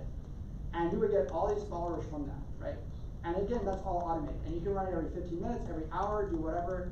But when I see that, I think of StumbleUpon, because like you could get a huge following just introducing people to random stuff on the internet, right? And you can do that, automated, right? But I miss that site so much, it was so great. All right, anyways, create Canva designs with data from Google Sheets and upload it to Google Drive, right? Where are you looking for this at? This is your Make account? No, this is outside my Make account, and they have a template thing on the You're side. going to the template section. Yeah, in the template section, right? And so you can go in here and basically, based on the Canva designs, I can go into my Google Sheets and say, hey, I've completed this design for my client, and then you can send a completion notice to my clients, right? So you're probably thinking like, okay, this is cool, this is great, we can do automation, let's go further, right? So, and if you've ever been to their events, these are really cool as well. So these are data scrapers, right? These are just advanced data scrapers. And I can go into a TikTok scraper, I can go into a Google Maps scraper, Instagram scraper, right? And because of that, where's trying to find all the templates, resources, ideas. Oh, there it is. All right, so inside here, they're called actors, right? And these little like web scrapers, you can go in and connect them to make workflows, right? So now it gets even more powerful, right? I can go and scrape a whole bunch of information, and let's say I want to find every new business that shows up in Austin, right? And I want to throw that into a Google spreadsheet, okay? And what do I want to do with it? I gotta make you think. I gotta make you think. This is where the money is, by the way. You have AI analyze it? Yeah, but data is gold, right? Yeah. Okay. So what am I gonna do with that data? Who wants it? I'm giving you every new business that opens in Austin. Who's gonna buy that? Who will buy it? Yes. What was the question again? Yeah. Who would buy, if you knew every business that opens in Austin, who would wanna know? Yeah, who would wanna know that information, right? Marketing companies. Yes. Who else? Capital Factory. Okay, who else? The AI companies themselves. Who else? People moving into. Okay. Right. CPAs? Yes, that's right. CPAs, yes. Marketing firms. Who else? Yeah, we'll target them. Real estate people? Yes, real estate people, yes. Who else? Okay, who else? Advisors? Financial advisors? So nobody deals with business credit? You don't know about business credit scores? Those people are also important too, right? Just because you have a business doesn't mean you don't have a credit score, right? Done. Yeah, something like that, right? Like I have friends who I had to literally teach them this because they were struggling to get clients and just like, I don't know where the new businesses are. I'm like, how? Like, how is that possible, right? I can scrape Google Maps and show you every new business that's launched a profile today, and I will sell you that Google sheet for $1,000, right? Why? Because every client to them is worth thousands of dollars. So paying $1,000 is nothing to them, right? But that's data, that's gold, right? So if I go in there and be like, hey, every new commercial real estate development job is going up, it's on Google Maps, who's gonna buy that information? Commercial real estate? There you go, right? And I can deliver that form to you every Friday morning at 9 a.m. There it is, right? So I guess the advantage here is that people just don't know about this tool. I mean, some do. Is this Appify? This is Appify, right? But those who don't know about this, the world of automation and all that stuff, you have no idea Appify exists, you have no idea Browse AI exists, you have no idea all these other tools exist, right? Like, this is my life. Like, I just go look for stuff like this all day long. But this is how I take stuff like this that looks super basic, and I show you how to make $1 million with it. I was about to say, Chris, it sounds like to me, telling me I'm gonna fund my vacations very easily. So that's you're making it sound real easy. That's what I was trying to figure out. Like, is it really that easy? I mean, like, if I was to go to TikTok Scraper right here, I want you to tell me 5 business ideas right now you could do with that. Just tell me 5 business ideas. Mushrooms. Okay.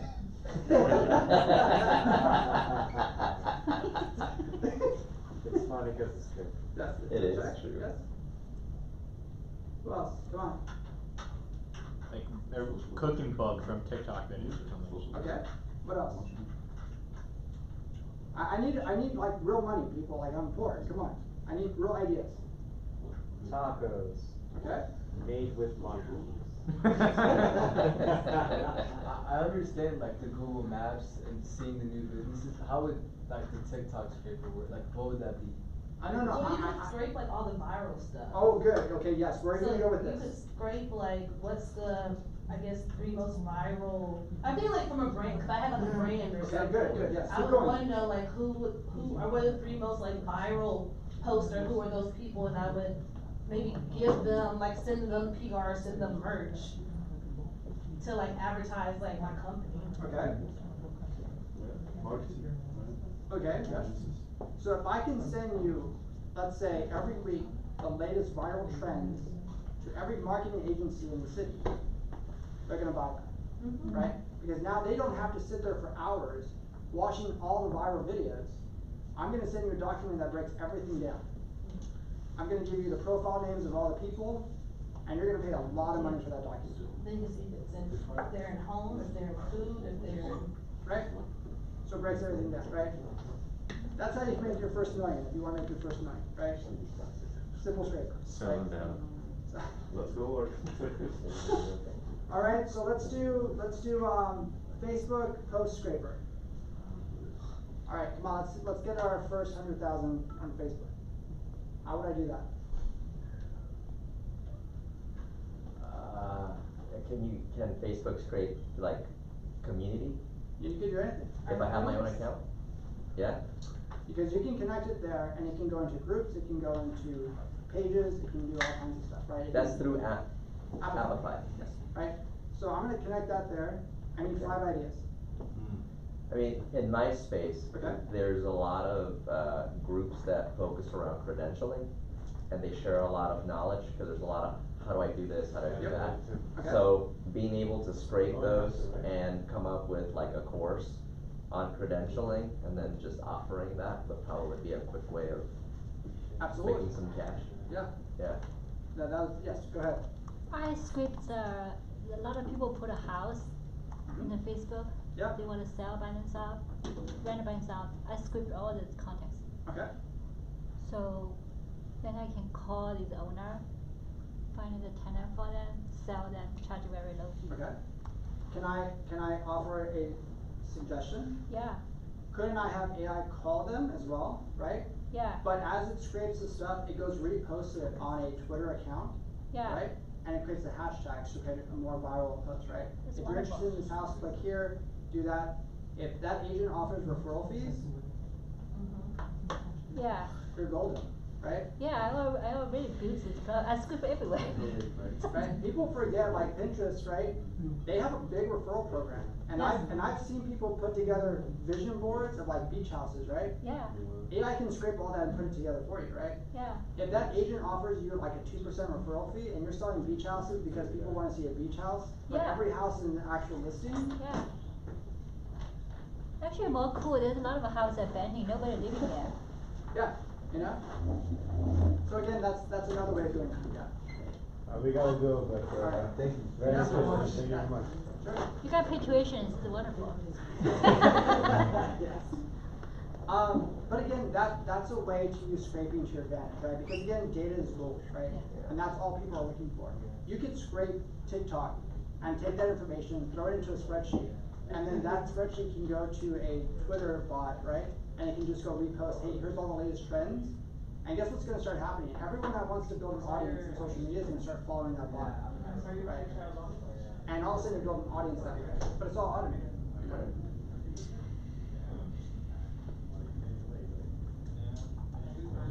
Alright. So anyways, yeah, so going back to this right here.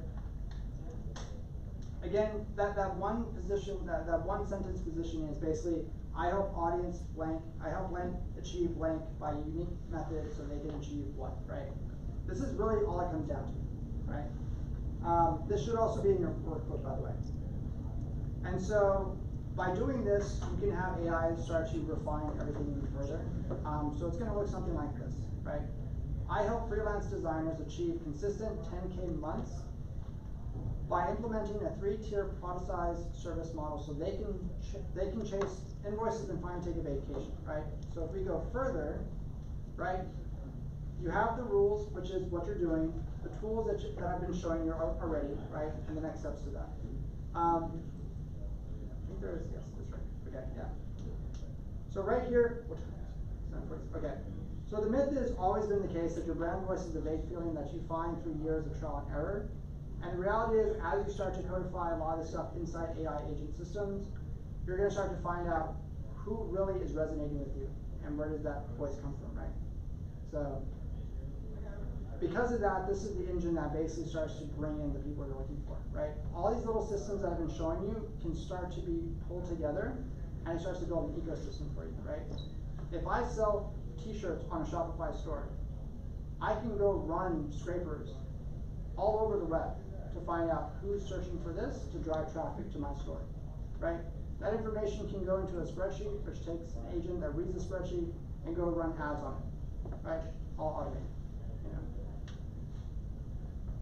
And because of that, that gives you your 3 brand voice pillars, which is your tone, your style, and your values. So if your tone is very emotional and this is how you resonate with certain audiences, then AI goes in and structures all your messaging around it. Right? And it creates your value system, which you should have before that, which is what you're training on. So. And that's your voice engine right there, right?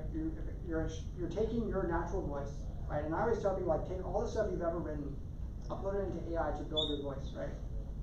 And start training it on that.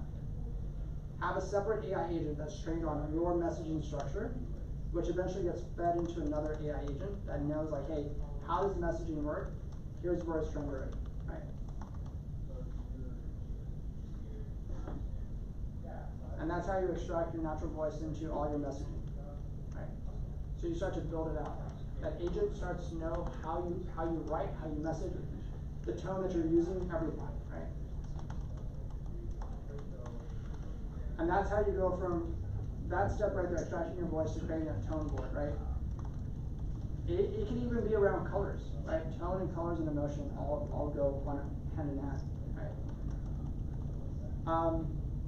But stay away from corporate jargon, I'll tell you that, right? Stay away from that kind of stuff because people can pick it up right away and they're just like, okay, yeah, I'm not interested. You know? There's actually, everyone here knows Grammarly, right? And this is real, by the way. There's an AI tool that just came out that does the opposite. And that is, it makes you sound and look more human, so it inserts actual errors in your writing. Okay? Problem is, they too have raised millions of dollars.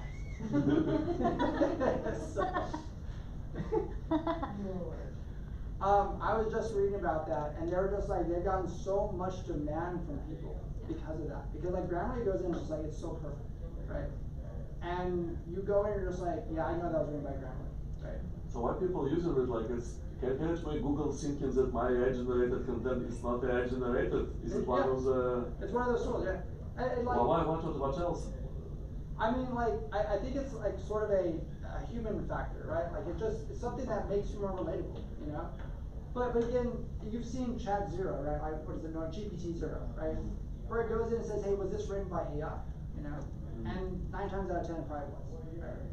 If you'll see now, there was a chart that just came out saying like 4 years ago, how much AI content was online on blogs and stuff like that. It was like less than 5%, right? Today it's over 50%, right? And that's what you're reading now, right? And you're basically taking a class on like, hey, I'm gonna be contributing to that world of automated content creation, right? And if you're gonna sit there and write every single thing yourself, boy, you're gonna be tired. You are gonna be tired, right? Because I always remind people, like, if you really wanna play the social media game, how many posts go to Instagram every minute? Can you tell me that? Every minute? Every minute. A million. Yes. Over 1 million. Yes. What makes you think posting 2 times a day is gonna get through that noise? Right? That's why I tell people, like, if you wanna be on social media, 100 a day still does not do it. But it depends on the platform as well, right? Yeah. It depends on the platform, it depends on the messaging, and it depends on your audience, right? If you need numbers right now, Yeah. go use a bot to get those numbers up, right? But if you're trying to identify a certain target audience, my suggestion is go follow those people first, right? Go reach out to them and then build that audience that way, right? Right. So Because there's you're just scraping those your customer data too. Yes. Yeah. Because again, you have all these scrapers, you know where to find them now. Yeah. And you can be like, hey, I want you to find me every new person in this market that comes out, right? And that's why I say, when you go back to this Google Maps scraper, Yeah. you may find 5 new businesses every day that's your client audience. Is there a scraper for LinkedIn in here? Yeah, it's right there. Yeah, I know people, if you scraping, taking a utility bill. Sorry, I've you been, Sure. my area is so niche. Yeah. Yeah. That I've struggled to try to find out like where those eyes are at. and- Right. Anyway, Yeah, sorry. yeah, that one right there, Matt's LinkedIn profile scraper, right? So again, if you know, like, hey, every day, like, hey, there's 3 new businesses that are my audience, and you get that in your inbox every morning, like, man, now you know, like, okay, I can target these businesses. Here's what I would do if I lived in Austin. I would go to those businesses in person, introduce myself, this is what I do, Yep. right? Bring them some kolaches, a card, Yep. let's do business, right? Yeah. Yeah. That's way more powerful than sending them a cold email, because guess what, if they just open their business, Yeah. it's not gonna work, right? Yeah. But you go talk to them, that's Austin, right? Yeah. They don't trust you. You could. So, but yeah, I mean, like, your voice matrix right here, before and after, right? Keep it, stay away from the generic, brand alignment, and go from there, right?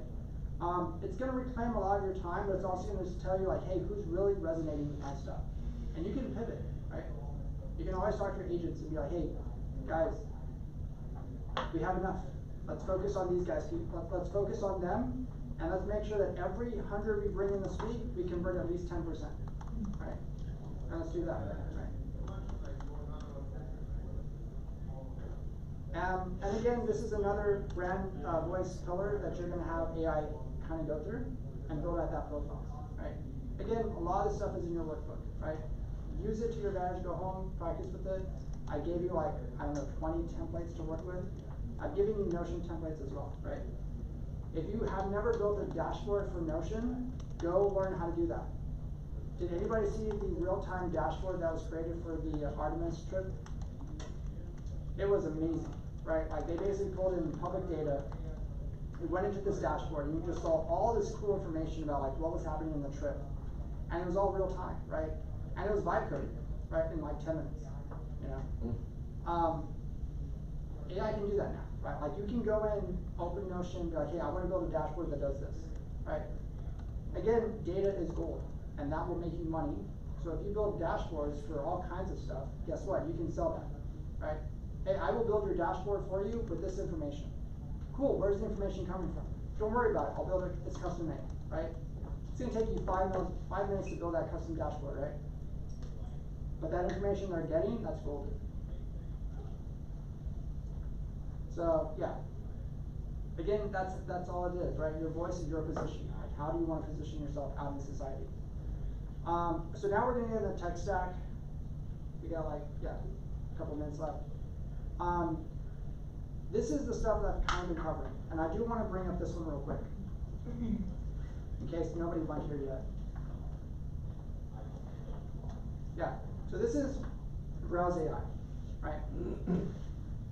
This is the cousin to Applify and Make and Zapier and all that stuff, right? You want to get to know all these different types of tools because, again, it scrapes and monitors data from any website reliably at scale, right? You can do 100,000 an hour, you can do 10 an hour, it does not matter as long as your bank account supports you, right? And so if you want to go in and be like, hey, I want to scrape this, yeah, by all means, right? So the most popular one that people always say is real estate. Everybody wants to sell to real estate, right? They have use cases for it, right? You can go and study every use case out there. I can't imagine being a real estate agent, the number of phone calls I must get every day, right? I can go in here and do job listings, right? You can literally become your own job listing agency overnight, right? Hey, I will scrape all the new jobs that just got posted today. It's $5 to access, right? Cool, great, all right, I'll use your site, you know? What could I do with that to make even more money? Come on, you gotta think. I'm gonna repost it to. I can repost it to Twitter, right? Hey, this new job just posted right here. Hey, it's Or brand you new. could sell this stuff to like competitors to understand how are they structured, what are they staffing, what are they growing. Exactly, right? And legal data, you know, you could take that information and sell it to lawyers. Yeah. You know? And be like, hey, every morning I'll give it to you at 9 a.m. It's $1,000, right? How much is the membership for this? Let's see, pricing free for 2 domains and 3 users, right? Okay. $19 gets you started. Credits per year is 12,000. It's not enough though. So Yeah. if you're trying to get to $1 billion, yeah, you're gonna need more. So. See, the data they get, they didn't block it. What's that? So, for example, the data you got from, let's say they have data from LinkedIn, did they block it? I don't think they have a complete data, right? Or they. I don't know what their agreements are, right? Like unless they have it, I just go by like what they have right there. Like if I use like a lead generator right here, then there probably is a connection to LinkedIn, right? So they might be have against privacy? What's that? Privacy. Because LinkedIn you requires people logging in, right? But if they go back and pull out, then LinkedIn will sue this company. Right. Again, this is more outside. I mean, like, unless there's an option to connect through LinkedIn, I'm not sure. Like, I would say play with it and see what happens, right? But again, many of these sites have so many connections that even I haven't played with every single one, right? Yeah. I went to an Applify workshop and they said they use different IPs or whatever it's called to, so like they'll use residential ones to kind of get around some of those blocks that they have. So I'm sure they have something similar where they're using different mechanisms to kind of get around those walls. Could be. Even Zillow don't let me do that. Yeah. They block me. So I think we're at almost time here, but we have the room until 8:30 for networking, but I'm just gonna kind of cut to this part right here. So cool. Again, you have different tools, right? Most of these tools are free, right? You have ChatGPT, Perplexity, you have Canva, Typeform, Notion. Use every single one of these to your advantage, right? Ask AI, like, hey, I want to build out a whole system that does this. I want to create an onboarding process that does this. Typeform is great for that. Google Forms is great for that. Notion is great for building out dashboards, all kinds of stuff, right? Perplexity and ChatGPT, again, use them as sounding boards, right? Talk to them, you know? And when you're ready to spend the money, you can go into the bigger models, right? And use those options, you know? But that's your strategy right there, right? Like your Typeform builds out your inputs, your research Perplexity, the process synthesis, ChatGPT, and your outputs, Notion, right? Again, building custom dashboards for businesses, they love that stuff, right? And I don't see Claude up there, why? What's that? I don't see Claude up there, why? This was just a simple like condensed one, right? I mean, like, yes, you can have Claude included as well. Like you can replace Perplexity with Claude, either or, right? But again, this is just a very refined system of how to take the data and turn it into something interesting, right? Notion is basically like your output of like what it looks like, right? If you've never built dashboards in Notion, go learn, right? Go practice. They're really cool, right? And with all the stuff you can now scrape and all the data that you can pull out, guess what? Hey, I can tell you every hopping place in Austin right now with my Notion dashboard. It's $20 a month. You'll get access to it, and now you'll never be alone because you know where to go. So, right? How am I pulling the data? Where am I getting it from? From Browse AI. Browse, okay, yes. It comes from Google Maps Scraper. It uses the heat maps on Google Maps, and that's what the dashboard is telling people. And I'm charging $20 a month to access it, right? Simple little business model. Yes. Right? Yeah. But it's data. It's all data, right? But now when you look at the dashboard, you're like, oh man, this neighborhood right there, there's so much going on. She's like, oh. I'm gonna go make my $1 million. Yeah. How many subscribers did you get? Yes. Alrighty, so yeah, so we'll cover it here. That's my LinkedIn. If you want the deck, I can send you the deck, but you will get you will get an email tomorrow. Please fill out the feedback form. I would greatly appreciate it. That helps me a lot. And if you have any other questions, we'll be around in the room for a little bit. But I want time for y'all to network, talk to each other. And if you have questions, come up to me and talk to me. Chris, this is one of your better ones. I've been to many of them. This was perfect. Great, I appreciate it. Awesome. Yeah. Thanks, Chris. Yep. Thank you. Thank you for coming. Yeah.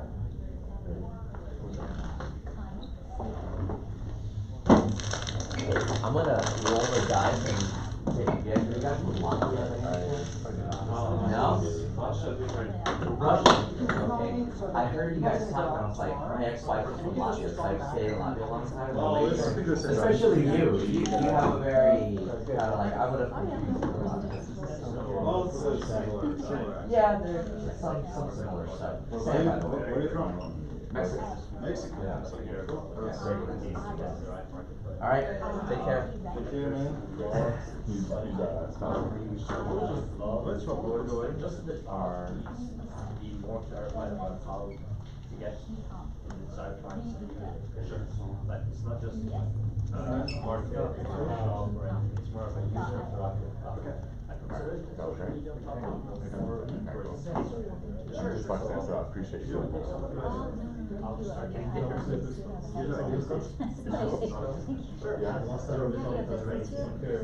I've been like a 2 months. Honestly, started as like a prototype or something. That's so good. I'm a hell nerd, and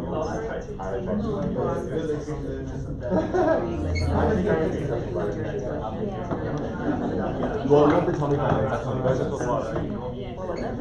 yeah. Most of the intelligence, like it's like you relate to this, or Are you doing like a module, or I'm in healthcare. Oh, healthcare. I'm actually data person. I'm data geek. Okay. You need an outlet now. Yeah, I do Okay. That in conjunction to like the weather. How do you want to sell it? I don't know if I want to. I think it's just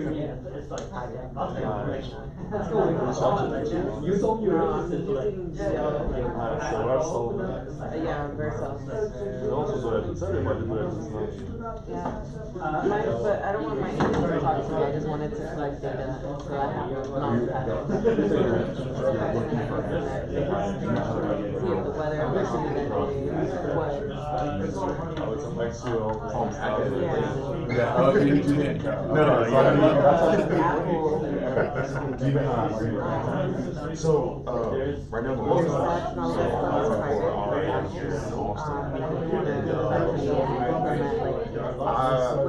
my mindset is always what I try to do is like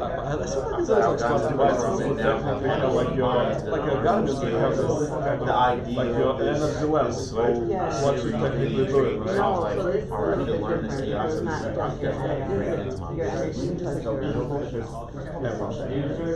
are you, it's like yes, you're feeling tired. Especially like the But days. So you want to My kind stuff of is like, accept that's the part where I'm emotional actually and health kind of Yeah, my yeah. stuff is like very like Yeah, specific because or like that's the very only thing we private. have, nothing So like like my ideal you want to understand why they feel kind of, I don't want to do this.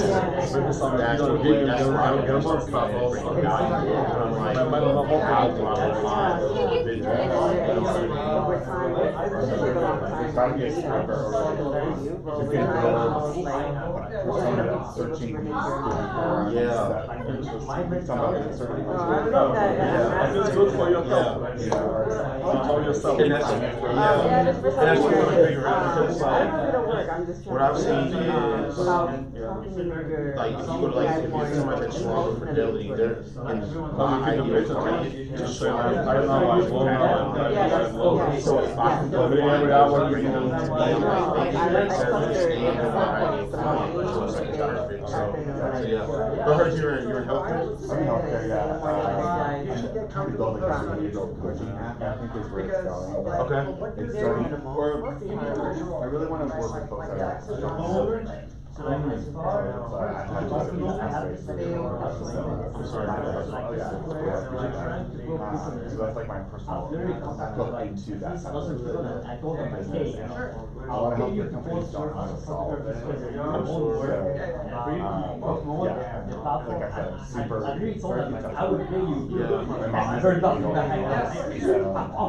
My mom is a project for us as we're But I'm sure like even with the information that she has, like that is extremely valuable. Yeah, I think she likes to think that she helped me be a successful person, so she's probably her parenting style is very sweet, good, so it would be nice to kind of prophesize that, I guess. Yeah. Yeah, this AI stuff is so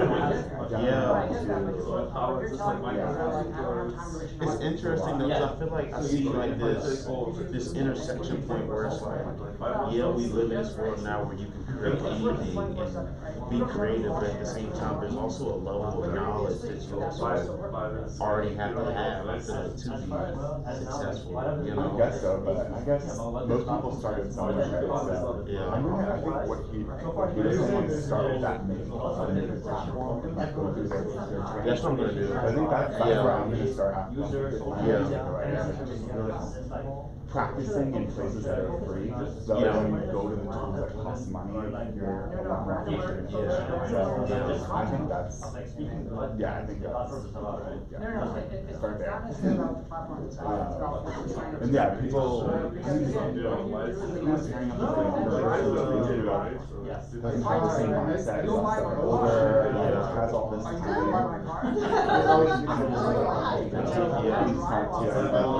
What's the name? I'm like, Anthony. We can connect on this.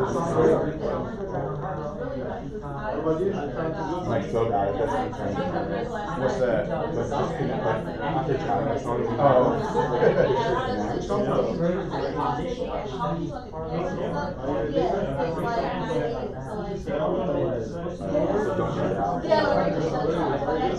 What type it is?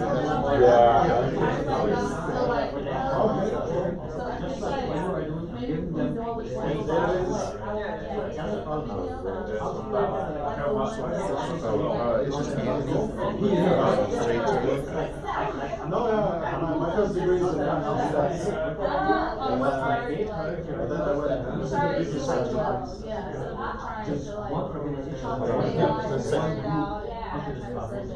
And now I'm 9 years old. So I did business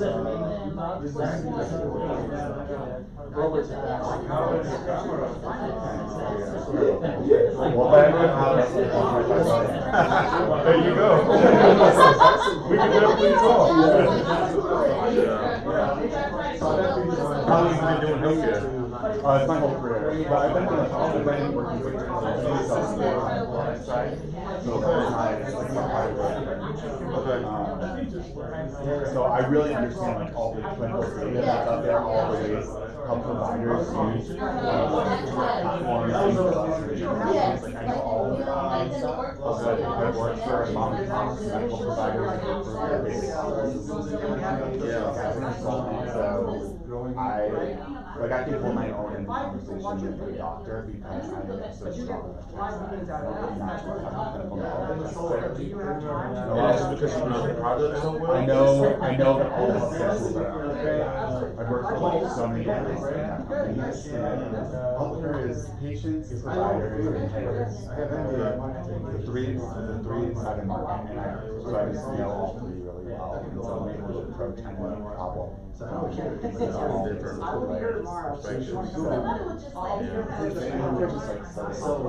Yeah, my wife, she just got, she's going after her nurse practitioner assignment. Yeah. She'll be great. Yeah. Get those supplements out. There's so many platforms too, like her, that she wants to work at home. Anthony, nice to meet you. You guys involved in AI, trying to get involved? Just learning every day. That's why I'm here. Yeah, Claude is one of my new best friends, so I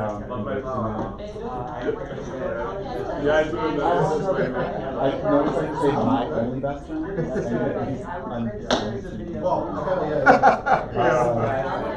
You've already named him.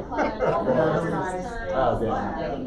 You got me over Best friend lives in the jungle, Costa Rica. Wow, that sounds like very cool. I guess for each generation, ChatGPT is I think the best. We use Gemini as video generation. I agree with you. Gemini video.